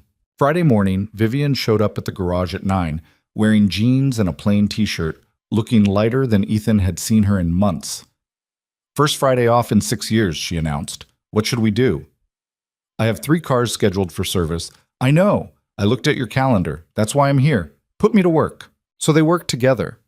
Vivian changed oil on a Toyota, while Ethan replaced brake pads on a Ford. She asked questions constantly, taking notes on her phone about proper torque specifications and the difference between synthetic and conventional oil. By lunchtime, they'd finished all 3 jobs, and Vivian had grease under her nails and looked absurdly pleased with herself. I did real work, she said, staring at her hands. You do real work every day. No, I make decisions and sign documents and attend meetings. That's not the same as actually fixing something with my hands. You're fixing a company. That counts. Maybe. But this feels different, more immediate. I can see the result right in front of me. They grabbed sandwiches from the deli down the street and ate in the garage office, sitting on the ancient couch that sagged in the middle. Vivian propped her feet up on the desk and looked more relaxed than Ethan had ever seen her. I could get used to this, she said. Working in a garage? Having Fridays off, not checking my email every 30 seconds, doing things that aren't directly related to quarterly earnings. She turned to look at him. Thank you for pushing me to ask for this. You did the asking. I just suggested it was possible. Still, I wouldn't have done it without you. They finished eating in comfortable silence, and Ethan realized he couldn't remember the last time he'd felt this settled. Like everything in his life had finally stopped fighting against itself and started working together. I've been thinking, Vivian said carefully, about next steps. What kind of next steps? The kind where we stop pretending this is casual, where we make actual plans instead of just seeing where things go. Ethan's heart kicked against his ribs. What kind of plans? I don't know exactly, but I know I want you in my life permanently. I know I want to be part of Lily's life as she grows up. I know I want to wake up next to you more often than not. She paused. I'm not proposing. I'm saying I want to build something real here. Something that lasts. I want that too. Yeah? Yeah. He took her hand. I've been thinking the same thing, about how to make this work long term, about what it looks like when we're not just dating, but actually building a life together. And what does it look like? I don't know all the details, but I know it involves you spending more time here, maybe getting a place closer to the garage instead of downtown. I know it involves me being more involved in your world, not just you coming to mine. I know it involves Lily having stability and knowing we're committed to this. Vivian was quiet for a moment. I own a house. What? I own a house in Ballard. I bought it 4 years ago as an investment property, and I've been renting it out, but the tenant's lease is up next month. It's 10 minutes from here, 3 bedrooms, garage, backyard. She looked at him. I could move there instead of renewing the lease on my downtown apartment. You do that? I do that. If you think this is heading where I think it's heading. Ethan kissed her instead of answering with words. When they broke apart, both breathing hard, he pressed his forehead to hers. Move to Ballard. Be 10 minutes away instead of 30. Let's see what happens when we're actually part of each other's daily lives instead of just weekend visits. Okay. Okay. Okay. She smiled. This is crazy. We've only been together for 5 months. I know. Normal people wait longer before making decisions like this. We're not normal people. No, we're really not. Vivian moved into the Ballard house 6 weeks later, and within a month it became impossible to tell where her life ended and Ethan's began. She kept clothes at his place. He had a drawer at hers, Lily had her own room in both houses and treated the arrangement like it was the most natural thing in the world. Friday afternoons became their routine. Vivian at the garage, learning how to rebuild engines and diagnose problems, asking questions that got increasingly sophisticated.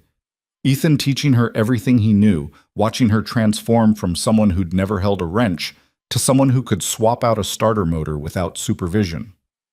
"I'm thinking about taking a mechanics class," she said one Friday in December, lying under the Mustang and replacing the exhaust system. "You're already learning from the best," Ethan said. "Your modesty is overwhelming." "I'm serious. Why pay for a class when I can teach you for free?" "Because I want the certification. I want to actually know what I'm doing instead of just following your instructions." "You know what you're doing. I know what you've taught me. That's different." She slid out from under the car, her hair covered in dust. "I'm enrolling in the community college program. Night classes twice a week. It starts in January." Ethan stared at her. "You're serious?" "Why wouldn't I be serious? I like this. I'm good at it, and I want to be better." "Vivian, you run a multi-million-dollar company, and I want to learn how to rebuild a transmission. People are allowed to have interests outside their careers, Ethan. You're the one who taught me that." She was right. He had taught her that. Or maybe she'd taught him. Either way, watching her discover something she loved outside the corporate world she'd lived in for so long felt like watching someone learn to breathe again. Christmas came quietly. They spent it at Ethan's house. Him, Vivian, Lily, and Jessica, who'd somehow become an essential part of their strange little family. They ate too much, played board games that got unnecessarily competitive, and Lily opened presents with the enthusiasm of someone who'd been promised exactly what she wanted and wasn't disappointed. Vivian gave her a complete set of marine biology textbooks that were way too advanced for a 7-year-old. Lily cried with happiness and immediately started reading the first one. Later, after Lily was asleep and Jessica had gone home, Ethan and Vivian sat on the couch surrounded by wrapping paper and the debris of the day. "This was perfect," Vivian said. "It was pretty good. Better than any Christmas I've had in years, maybe ever. That's a low bar. Maybe. But it's true." She leaned against him. "I have something for you. I was waiting until we were alone." She handed him a small box. Inside was a key. "It's to the Ballard house," she explained. "Your own key, so you don't have to knock anymore, so you know you're welcome any time." "Vivian, I know we haven't talked about living together officially, and I'm not pushing for that, but I want you to know that when you're ready, there's space for you, for both of you." Ethan looked at the key, feeling its weight. "I have something for you, too."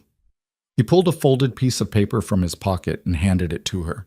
She unfolded it carefully. It was a deed. To the garage, with her name added to the ownership. "Ethan, I can't." "You can.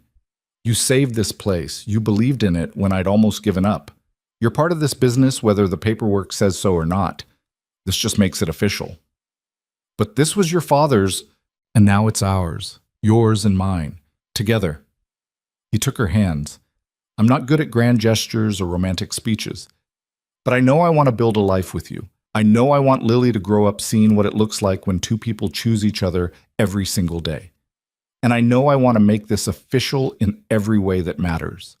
Vivian was crying now, tears streaming down her face. "Are you proposing?" "Not yet, but I'm saying I want to, soon, when the moment's right." "What if the moment's right now?"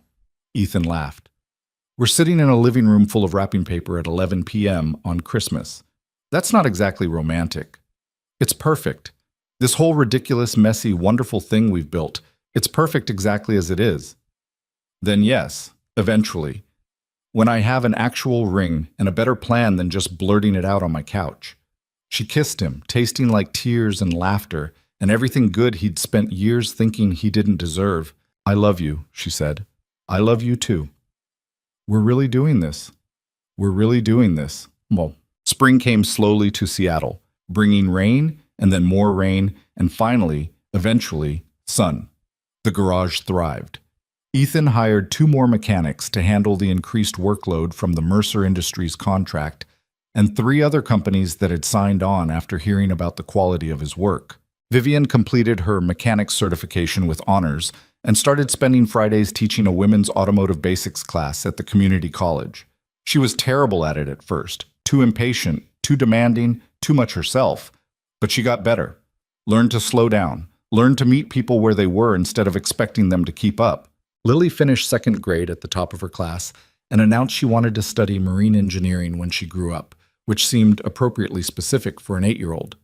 And Ethan learned that letting people in didn't make him weak, that accepting help wasn't failure, that building a life with someone meant trusting them with the broken parts as much as the good ones. He proposed on a Saturday in June, in the garage, while they were working on the charger together.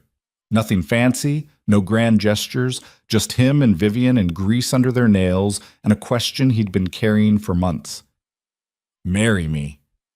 Vivian looked up from the carburetor she was adjusting. What? Marry me. Build this life with me officially. Let's stop pretending we're anything other than permanent. You don't have a ring. I have a ring. It's in my toolbox. I've been carrying it around for 2 weeks waiting for the perfect moment. And then I realized this is the perfect moment. You and me in this garage, fixing things, building things, this is who we are. He pulled the ring from the toolbox. Nothing fancy, just a simple band with a small diamond, and held it out. Vivian stared at it, then at him, then started laughing through tears. You're proposing to me in your garage. Our garage. And yes, this is insane. Is that a yes? Of course it's a yes, you idiot. She grabbed his face and kissed him hard. Yes. 1,000 times yes.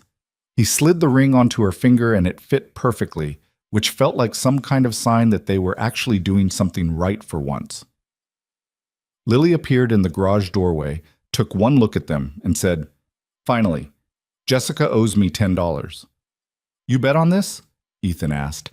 Jessica said you'd wait until her birthday in August. I said you'd do it before July. I was right. She came over and examined the ring critically. It's pretty, not too fancy. I like it. High praise, Vivian said. So what happens now? Do you move in with us? Do we move in with you? Do we get a completely different house? We figure it out, Ethan said. Together. Good, because I have opinions about the house situation and you're both going to want to hear them. They spent the rest of the day working on the charger and making plans and letting themselves believe that this strange, unlikely thing they'd built actually had a future. That night, after Lily was asleep, Ethan and Vivian sat on his back porch watching the stars come out. I can't believe you proposed in the garage, Vivian said. Where else would I propose? Literally anywhere else, a restaurant, the beach, somewhere romantic. The garage is romantic. It's where we fell in love, where you learned to fix things, where we built something real together. When you put it that way, it sounds almost poetic. I have my moments. She leaned against him, the ring catching the light from the kitchen window. I never thought I'd have this. The relationship, the family, the life outside work that actually matters more than work. I thought I was too difficult, too demanding, too much. You're not too much. You're exactly right. You're biased. Completely. Doesn't make it less true. They sat in comfortable silence, and Ethan thought about everything that had brought them here. The storm, the Jaguar, the diner, the investigation. All of it leading to this moment, to this life, to this strange and wonderful family they were building together. You know what I learned? He said. What? That broken things don't have to stay broken.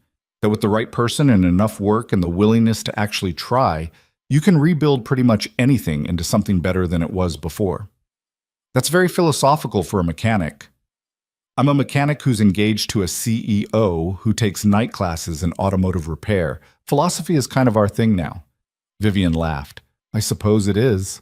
6 months later, they got married in the garage on a Saturday afternoon, surrounded by cars in various states of repair and everyone they loved.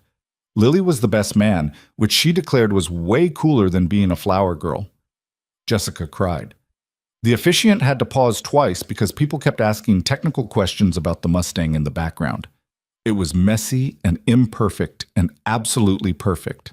And afterward, when everyone had left and it was just the three of them, they sat on the hood of the Charger eating leftover wedding cake with their fingers, laughing about how nothing had gone according to plan and how that was somehow exactly right. You know what's funny? Vivian said. 5 years ago, if someone had told me I'd marry a mechanic and spend my weekends rebuilding engines, I would have thought they were insane.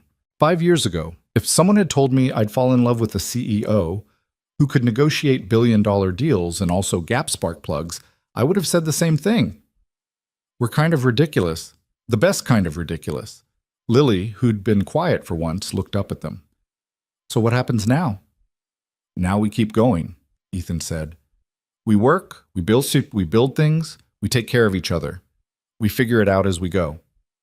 That's it? That's the plan? That's the plan. Sounds good to me. And it was good, not perfect. They still fought about stupid things, still struggled with balancing work and life, still had moments where everything felt too hard. But they kept choosing each other, kept showing up, kept rebuilding the broken parts until they worked again. Because that's what love was, Ethan had learned. Not some grand gesture or perfect moment, but the daily decision to fix what's broken instead of throwing it away. The willingness to get your hands dirty. The faith that with enough work and the right person beside you, anything could be rebuilt into something beautiful. The garage, their garage now, stood solid against the Seattle rain, its lights burning bright long after dark, a beacon for anyone who needed something fixed. And inside, surrounded by tools and oil-stained concrete and the smell of possibility, three people who'd found each other in a storm kept building the life they'd chosen, one day and one repair at a time. It wasn't the life any of them had planned, but it was the life they'd built together, and that made all the difference.